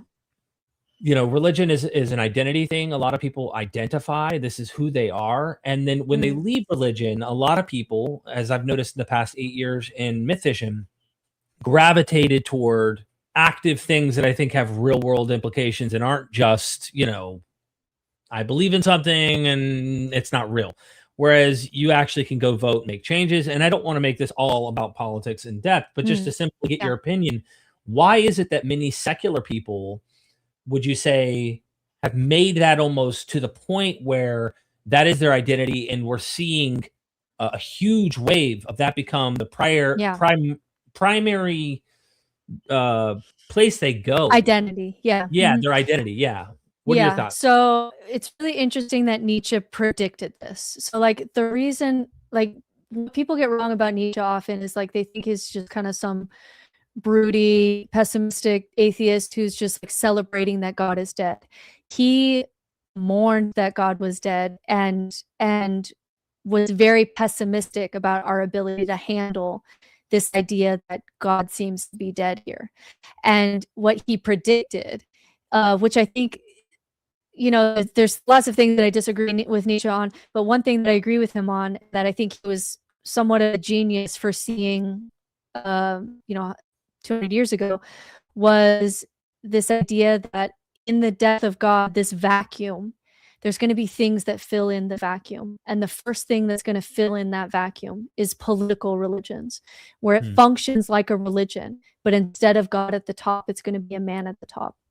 Now, I'm not gonna tell you that, like, Stalin was a secular society, and I think a lot of Christian arguments about that are very wrong, but what you can say is that some of the decline of religion at the time left a power vacuum psychologically that allowed, a political religion to take its place, and you can say that there was a vacuum there, and you get, Chris Hitchens mentions this, that like you get the church painting halos around the head of Stalin, right? And so I do think that there's something happening, that as we get less sure that there is a God, and that even subconsciously and in our culture we're wrestling with, the vacuum that's leaving behind is that the unsurety that we're feeling, because now we have phones and I see that everybody believes in all these other different religions, and subconsciously that's bringing a lot of doubt, even if you're not consciously aware of it. And what that does is that makes you psychologically susceptible to some orange guy, Yeah. not to name names, right? There's some guy who says, I have the answer. I will Mm. keep you safe. I'm on your side. I'm the Old Testament dictator now, Yeah. And Yeah. so we're very susceptible to that. And so I think if we do survive the death of God, like if humanity survives and we don't blow ourselves up, what was predicted by Nietzsche and other philosophers who were really studying this is that first we're going to have to first, psychologically, we're all going to become prey to political religions, and that's going to cause a lot of damage and a lot of bloodshed. And if we can get through that, maybe there's hope that we can do some rebuilding. But the first thing that we're going to do when God dies is turn to the first person who talks confidently and says, here's the plan. You're the good guy. These are the bad guys. It taps into all the things that religions do. And so what's happening in America right now, and this I did spend some time studying in my master's program, was that it used to be 50 years ago, let's say, that we were theological religions. We used to have debates. Like the best debates used to be Christians arguing which kind of baptism is correct. We used to really be theological religions where, like, I don't want you to marry outside of the faith. Like, the theology mattered. And as that grounding of God got more unstable, we started to cling to more political identities. And now, like, in religious spaces, when we talk about religion in America, it's kind of accepted that we've moved from theological religion to political religion. So today, religious people would rather you marry outside the faith than marry across the political aisle. Churches are now splitting along political lines, in the sense that, like, the leftist Methodists who believe that gay people and women can be pastors or whatever go this way, and the other people go this way. And so, like, because God lost ground, even though people sometimes don't even realize it, even sometimes just subconsciously, we are becoming more susceptible to political religions, and then wrapping our identity around our political religion, which feels a lot more strong than wrapping our identity around a theology that we can't prove. And we see that all other religions have their apologists too. And that seems a little bit less comforting. And so now in America, we're no longer considered theology when we're doing religion. We're doing political religion. The only church in America that is able to keep, hold a congregation with 50% Democrat, 50% Republican, are the Catholics. And the reason that they're able to do that in America is, one, because the liturgy is like less based on the personality of the pastor, because you just have this collective liturgy, but also the power structure isn't here. So Rome, every once in a while will tell the Catholic bishops to knock it off, because sometimes it's like, oh, we don't want to give a sacrament to Biden because he thinks about abortion and whatever. And whenever Catholicism starts to get political in that way, the power structure, which is not here, which is in Rome, will tell us to knock the hell off. And so the only one in America right now that can actually healthily hold Democrats and Republicans is the Catholics, because they have a liturgy that's not based on the politics of the bishop, or, the pastor, the way that charismatic, pastors are, and because the power structure isn't here. And so they try to stop that from happening. Everybody else is going to church mostly, and like I say, everyone, like, I know you listening, like, you go to UU and you're a conservative and you're breaking the mold, but generally, like, we're starting, like, what matters in your church is the religion support political identity. And that's the same for your, the MAGA and the Trump voters kind of Christianity, but also for UU. Like, UU, like, if you have conservative values and conservative politics, you're probably not going to feel at home there, because it is acting in some ways as a political religion of the left. So anyway, lots of thoughts about that, but it's what predicted what happened when we start to see that this grounding of God is unstable. The first thing that we're going to do is cling to political demagogues. And the scary thing about that, going back to our kind of conversation on intellectual humility, being atheists, is political religions can often be worse than theological religions. At least in theology, you're going to get a parable of Jesus telling you to be a nice person or whatever.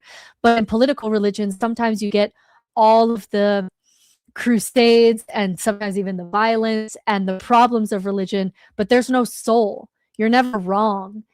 There's no mysticism. There's no spirituality. There's no nothing. And so, like, if I had to choose between, sometimes, like, there's certain political religions where I would be like, I would rather everybody go back to being religious. Let's go back to debating about whose baptism is right, because sometimes political religions can be worse.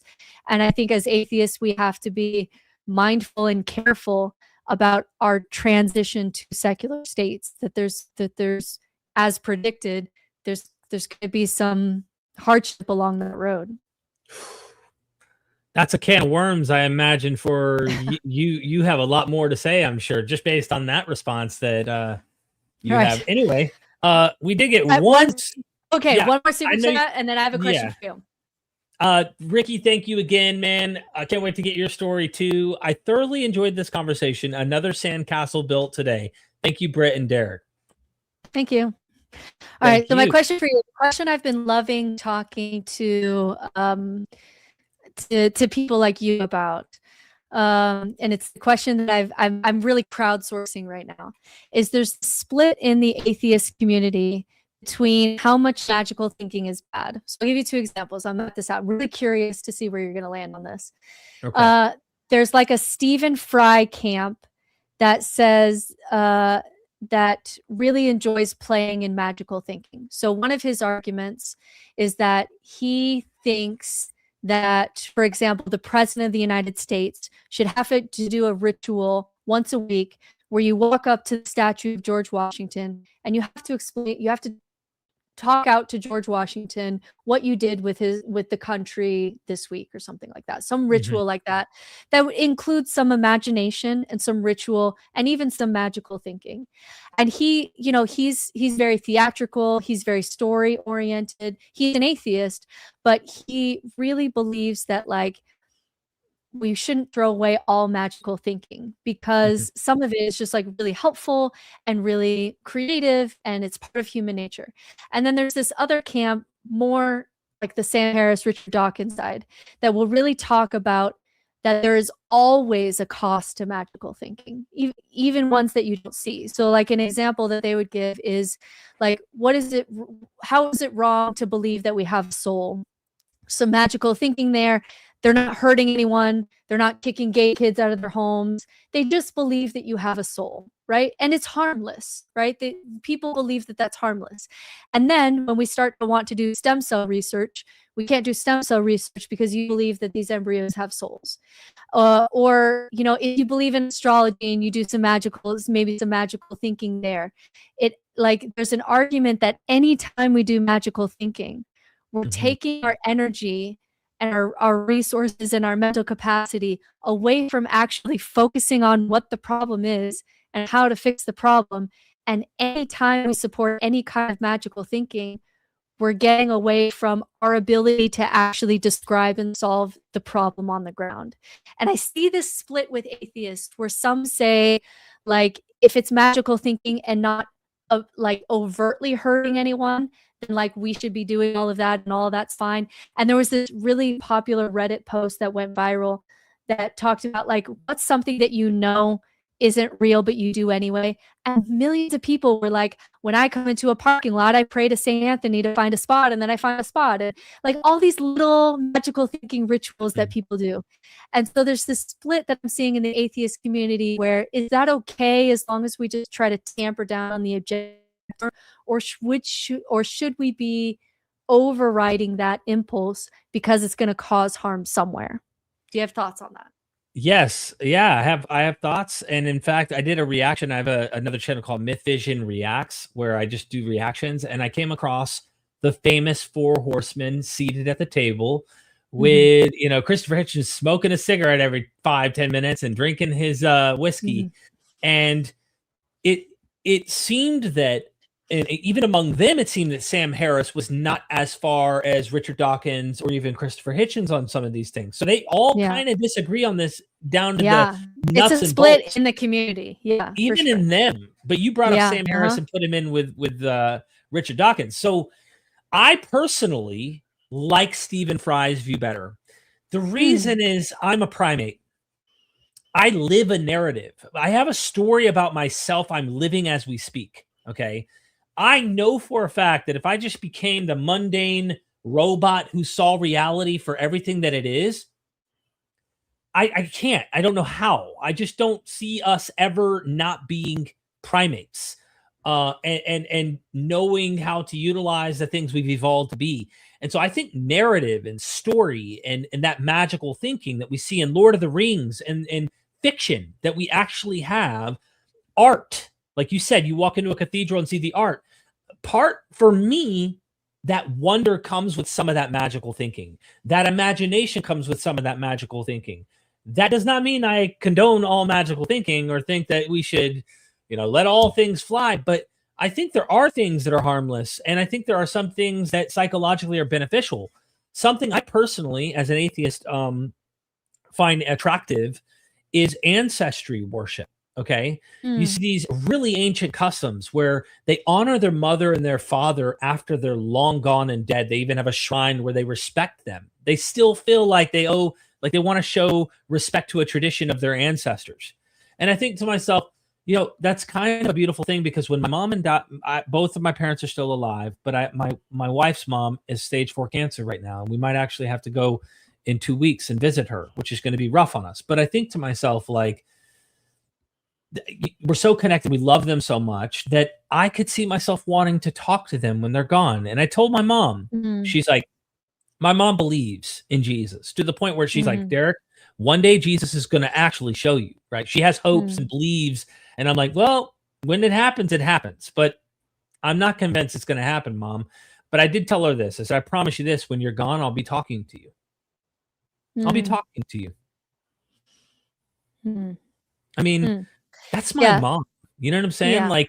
Like, I don't know what else to say. I'm not God, and I'm not a robot, and I'm a human. And sure, we can go down that path and point out some of the flaws in this. And I think we should. We should always be critical. But I think if we take away that Game of Thrones, Lord of the Rings, fictional kind of magic that we play in, we are going to lose a sense of what makes us human. Yeah.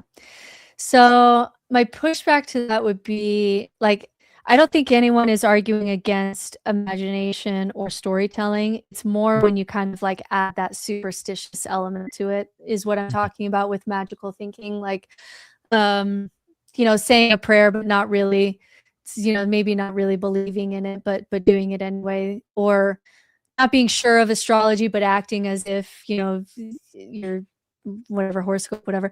And the argument that I've heard from more of the Dawkins side is that we need so many stories and so many superstitions in order to function.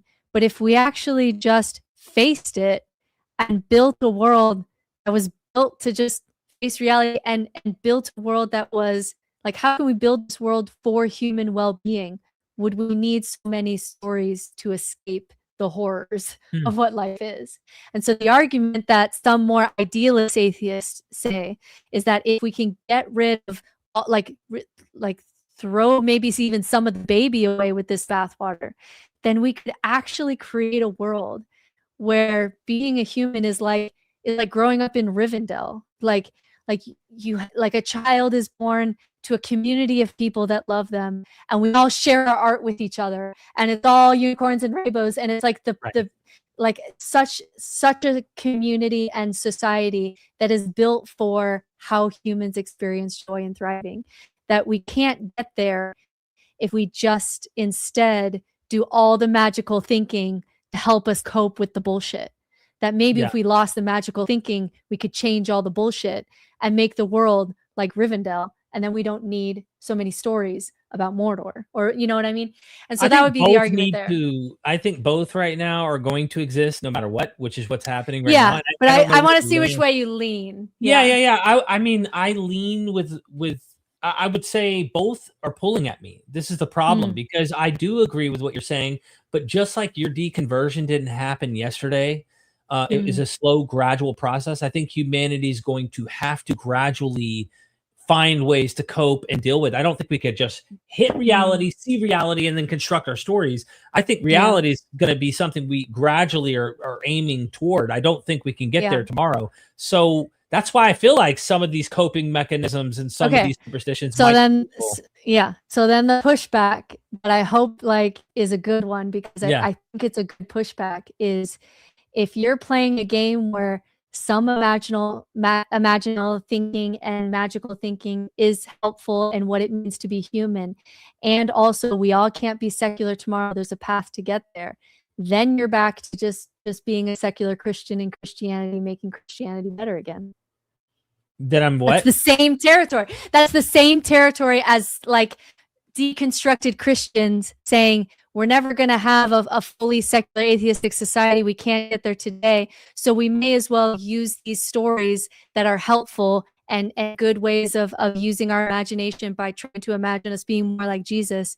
Then you get like what you just said would be what a deconstructed Christian who's just trying to be a good nuanced Christian in Christianity would also say. And then you just circle back to it. You know what I mean? Yeah, that's because I think, and you've seen nihilism up front and close. You know, you've looked at like where are we headed? Like, what if all of us saw things this way? And then would that be beneficial at the end of the day for society? So I feel like a tug of war goes on between you making me choose between the two options, because one side might go, okay, yeah, I see the facts all right. We're only organisms that have evolved on a planet. We're a bacteria on a planet that's actually destroying. If you just take a satellite view of any city and see the dark potency that we've caused this planet, and we're actually, if we gave AI a chance to really calculate, should humans exist on this planet? Do we really bring benefit to life? And should we not go extinct? And AI said, hey, I'm not a human. I'm not going to have a bias in this. Humans need to go tomorrow. I'm sorry, I'm biased as a human, and I think humans need to stay. But like, if you go full to reality and we just want to see it as say Richard Dawkins, who wants his cake and eat it too, give me the Christmas carols, but also let's see reality for what it really is. And it's like, okay, dude, even you are hypocritical in this regard. And so, like, I mean, if we really want to get, you know, down to the brass tacks, AI might say we all need to go extinct. And we all are a problem for this planet. This species should not be here. We're causing so much more problem to the rest of life, and nihilism becomes on the table. Like, I'm just saying out loud why I think it needs to be gradual. We need to find a way to cope and adapt and get there. But I still think we need a journey that way. You know what I mean? The hard thing that will happen in that conversation, because I don't disagree with you, is that I do think it's the best argument for religion. If I was going to argue the Ben Shapiro side of that argument, the best argument for religion is if we want these societies that have culture and ritual and rites of passage and story and all these things, because that's what it means to be human, it may actually be faster and less harmless to get there through religion than trying to build up from the secular side. So for example, secular Judaism in America, like let's leave Israel out of it for a little bit. But secular Judaism in America sometimes leads these conversations because they've been able to do something that not all religions can do, which is that they've dropped a lot of their metaphysical truth claims. And it's actually not a problem in New York City to be an atheist rabbi. And you still get to have the bar mitzvah and the story and the food and the community and the identity of being a child, and I'm Jewish and this is what we do, and all of that is good. So if you're leaning that way, there is an argument to be made. Can we get there faster through deconstructing religion and us maybe going back into the religious space in order to be a part of that movement and trying to build it up on the secular side where we're experiencing some problems? Yeah. It's a good argument. It's a good argument. Yeah. Yeah. I don't know the answer to that at the end of the day. I mean, they'll say, even Richard Dawkins, I'm a cultural Christian, right? He says, doesn't believe in any of the magic. So he is kind of what, but I don't think he identifies as a Christian, but he's a cultural Christian. So he's kind of playing that game, I feel, in a sense. The problem is, as you said right now, like people are shifting towards, especially with Christian nationalism, there's a whole nother wave where they're trying to make like theocracy almost realistic, if not almost really. They want a theocracy. Yeah, and we can't do that. We got to fight against that. Exactly. We have to fight against that. So, but I have a lot of liberal friends who are academics, but they are Christians at the end of the day. And if I ask them, was Jesus wrong about the second coming? They'll go, yeah. Then I'll go, are there contradictions? Yeah. Is it human? Yeah, there's a lot of human, but they still have faith. And I'm like, okay, I'm not going to touch a faith. They don't harm anybody. They're great people. I just don't have faith. And yet, where would I fit into your religion? I don't see the point of saying it. But if we want everything that secular Judaism is in New York City, let's say, do you think 5,000 years of deconstructing Christianity and some of those truth claims, but keeping some of the culture and the holidays and stories and whatever, keeping some of that, is that going to get us there faster and with less harm than trying to build something like that from the secular side, but building it from scratch? I don't know. It's an argument. I mean, it's an argument. Yeah. I don't know, because the secular side is really trying to drive it, right? And I think they are doing it faster, right? For the people who enter that group are ultimately leaving Christianity quicker. The problem is are they actually causing most Christians to start deconstructing quicker? Are they fully replacing it for their kids? I would say the answer to that is no. Like secularism hasn't, we've left it, but have we replaced everything that was good for us as kids, maybe being religious for the next generation?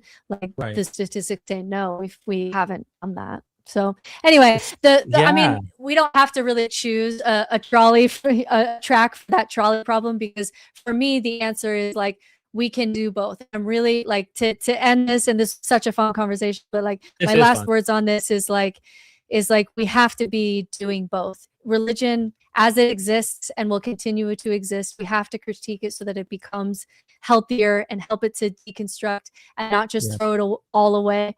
And also secularism is struggling in its ways and is failing in some of its ways. And if everybody could be like a really good kind of Christian that's not causing harm, or you be a secular person who has all the tools you need for thriving, like that doesn't bother me at all. Like what we have to fight against is the fundamentalism and how that's happening in our country, especially, and then the nihilism on the other end. But if we can work in both directions toward the good middle ground, I think that's where we experience and thrive the most. Let me flip it on you then, if I can, because you got my brain ticking. Okay. We keep talking about Christianity. Okay. And usually this is taboo. Many atheists don't like to deal with Islam, but Islam being a political religious system, that Christianity has like really lost that power that it once had as a theocracy and a system of religion / political religion, if you will. Not in the same way. It's trying to revive here with nationalism now. But my question to you is this: when I look at Islam and I see the women wearing the burqa, wearing hijab, they're covering their bodies. It's part of their culture, but it's also their religion. So it's part of their entire framework. And I think to myself, okay, I have had the heart. I'm only telling you my heart, because I've met Muslims who cried at me about this and said, listen, I'm not that kind of Muslim. Like, I want peace. I want gentleness. I think women shouldn't have to be forced to be covered in black robes, burqas and stuff. And then you have the Muslims who clearly want to control women without education. Go to Afghanistan, for example. In a heartbeat, you'll see the horrific things that are happening under the patriarchal systems that they have toward women. And I think to myself, my goodness, I'd love it to be gone tomorrow. But the other part of me is realistic, saying they need to hit an enlightenment phase. They need to hit something that's going to make them defang the radical insanity that I'm finding within a lot of these systems and the harms that they cause, the women especially, within those religious political systems. How do you view that? I mean, we just talked about Christianity because you and I are from a tradition of Christianity. But looking at that from the outside, what are your thoughts about Islam? Yeah, I'm probably just gonna make both sides mad here. So to be fully transparent, I have a foot in both camps of your question. Right. So my association, which we haven't talked about in my story, but my association to mysticism and wisdom traditions is that I've had a Sufi teacher for the past 20 years, and still is someone that I refer to as a mentor. And Sufism is the mystical branch of Islam, so you don't do a lot of the truth claims and the problems. And it has been something absolutely transformational for my spiritual life and deep inner work and profound experiences. And I continue to see this continue to see this mentor as a teacher of mine. Yeah. And so on the one hand, like, I do know that Islam can be a beautiful religion that creates a lot of generosity and beauty of spirit and deep inner work. And I've been doing that with a teacher for 20 years. And You so I'm personally not experienced, right? personally experienced it. So I'm not in the camp of like just saying Islam is just all terrorists, right? Like, Right, I of course. clearly have benefited from some of the tools of this tradition. And Muslims can argue with me that that it's not really Islam because it's Sufism. That's fine. Like, I don't claim to be a Muslim, so that's not a problem if you don't you don't consider Sufism part of Islam. But I just want to show you that, like, I have a foot in that camp that you were talking about. And also from studying religion, I agree with Christopher Hitchens when he says that Islam, there's aspects of Islam that make it a dangerous religion, in the sense that when someone, and I know everybody abuses their religion and uses their religion, but we have a chart showing how religions do, like, is it easy to do that in this religion, or is it hard to use this religion to abuse people? And for the reasons that you mentioned, because Muhammad was political in ways that Jesus and Buddha were not. Not to say that Buddhism and Christianity has never been nationalistic. Of course they are. But because Islam has a stronger doctrinal base for that, there's something there in Islam that is unique, that is making it very harmful for the future of the modern world. Because not only of that, not just because of that political piece and Muhammad being political, but also because it really resists, even doctrinally, resists critique. This is the only religion, when I critique it on TikTok, where I get death threats. I don't get that from any other religion I critique. If you do a tour of, you produce a book where you're critiquing Islam, even beyond her Sali, she travels with a security detail. That's not something that I experience as an ex-Mormon. Right. And that's not just something that you can attribute to culture. There are doctrinal reasons. So when we map religions as far as how easy is this religion to be abused, Islam and Christianity are in the harmful category of that. Some people say, why not Judaism? It's because Judaism doesn't tend to be as worldwide. They're problematic, locally, locally, but they tend to not take over the world. They want to be in their homeland, and they tend to not want to do a lot of crusades to take over the world outside of that. So they aren't put in the top category of harm, which is Christianity and Islam. And usually between the two, most people who study this and have data on this will put Islam as the one that, if you're going to cause harm, it's going to be the easiest to do it in Islam. That is not to say that all Muslims are bad. That is not to say there's not beauty in Islam, right? But there are elements there that make it particularly harmful. And then there's medium harm religions that sometimes align with nationalism.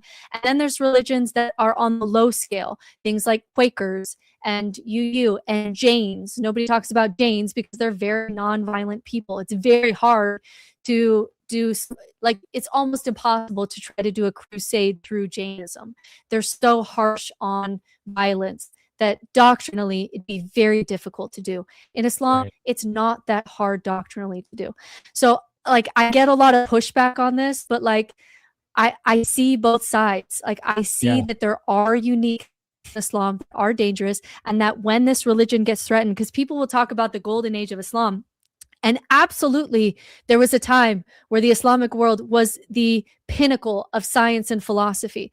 One of the problems with this religion, though, is that it didn't keep progressing after the golden age. Whenever it feels threatened, it reverts to fundamentalism, and we're back in the 7th century. And anytime it feels threatened, it has that doctrinal path to easily just tap back into very old world fundamentalism, especially for women. I have hundreds of messages from women who are trapped in Islamic countries and in Islamic marriages, and just like screaming to the political left sometimes in America to say something, because sometimes the political left, in our fear to not be Islamophobic, which I understand is a real thing and was a thing after 9/11 and whatever, sometimes the political left won't touch this because we're so afraid of being called Islamophobic that we're not saying anything about some of the harm that goes against our liberal values and secular values.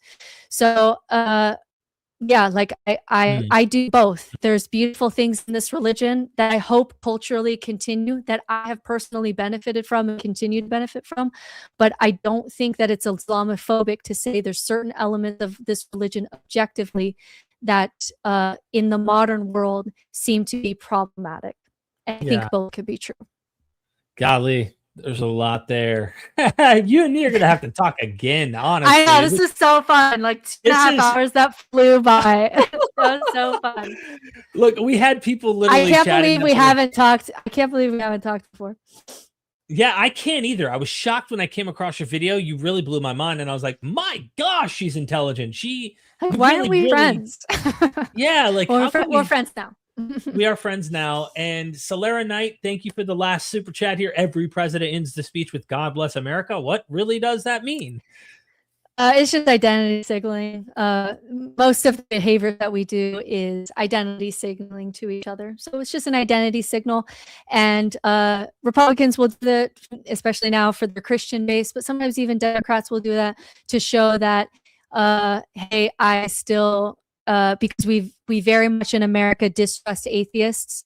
We're further away from electing an atheist than we would a gay person or a black, someone who's, well, we've had a black person, but a woman or whatever. People in America don't believe that you can be moral without believing in God. So even on the political left, even if you don't believe in God, we do some God bless America stuff just to identity signal, hey, I'm a moral person. And hey, maybe I'm not your brand of Christian, but I'm still good. And we're all on the same team here. So it's just identity signaling. And to Trump, for Trump specifically, he's just, signaling to his base there. Yeah, I think so. And I think it is a way of like creating a myth that unites this umbrella idea that we're all under one story. That's a whole nother thing we can get into about myths and why they're significant. Oh gosh, there's so much. Brittney, any final words from you? Because look, you told your story within like 15 minutes of this, 20 minutes, and we were already done. We're already in the weeds, like deep in the weeds. So are there anything you want to say to the audience? If you, so I know there's going to be at least one person who's going to say like, I'm struggling in the place that Britt's talking about. It's not going to be everyone. There's going to be comments on this video that's like, I left religion and I'm so happy. I don't know what the hell is Britt's going on about. And that's fine. But I want to say, like, if you're really struggling with existential crisis aspect of deconstruction, I'm not seeing clients right now, but I do have like a very extensive nihilism course that I do. That's everything that I would do with a client over a year. I think there's like 8 sections with workbooks. We talk about all the aspects of this. I give you all the tools and perspective shifts and philosophies and options. I have a ton of additional resources for what to do if your teen is like this, what to do if you're trying to explain this to your partner and you're in kind of like a mixed faith relationship, how to do this if like what's the intersection between nihilism and autism, like all of that ground. I spent about a year putting a pretty comprehensive course together on that you can find on my website. And then if you're curious more about what spirituality looks like without truth claims, then I'd recommend my book No Nonsense Spirituality, which has been in the top 10 for atheism since it's been it's stayed in top atheist as far as books on Amazon for atheism is doing pretty well, considering it was entirely self-published. So there are errors in the book. The most embarrassing one is that in one sentence, I was talking about oxytocin because I was talking about the brain, but I said Oxycontin. And so there are errors in the book. It's I just self-published it. I just wrote it from me. And was surprised that a lot of people really found it to be helpful. So check out the book for the spirituality side. Check out the book. Check out her courses. Another landing page, all in the description. Subscribe to her YouTube channel on Let's Get These Numbers Still trying to figure out YouTube. Yeah, we'll figure this out. And also stay away from Oxycontin. And anyway, that's a good thing. Yeah, right. if you don't mind sticking around, Brittney, just for a second, Yeah, while I of course. give our outro here, ladies and gentlemen, make sure you do all these things. If you've enjoyed this deep dive, go subscribe to Brittney. She's on TikTok as well, Instagram, like all the platforms, and YouTube.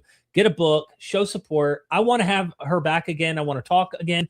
Future discussions. I already know, like, there's so much I can guarantee you we could get into and discuss and just have a great conversation. We both have hearts for humans to try and help. Just try to move toward a better world. And I think that's what we're all looking for. So I hope that you will be here for the ride. Subscribe, like, share this with a friend, comment your thoughts down below, and never forget, we are Myth Vision. Son, do you want to know what the truth is? After this, there's no turning back. You take the blue pill and you wake up in your bed and believe whatever you want to. You take the red pill and you stay in Wonderland, and I show you just how deep the rabbit hole goes. Remember, all I'm offering is the truth, nothing more.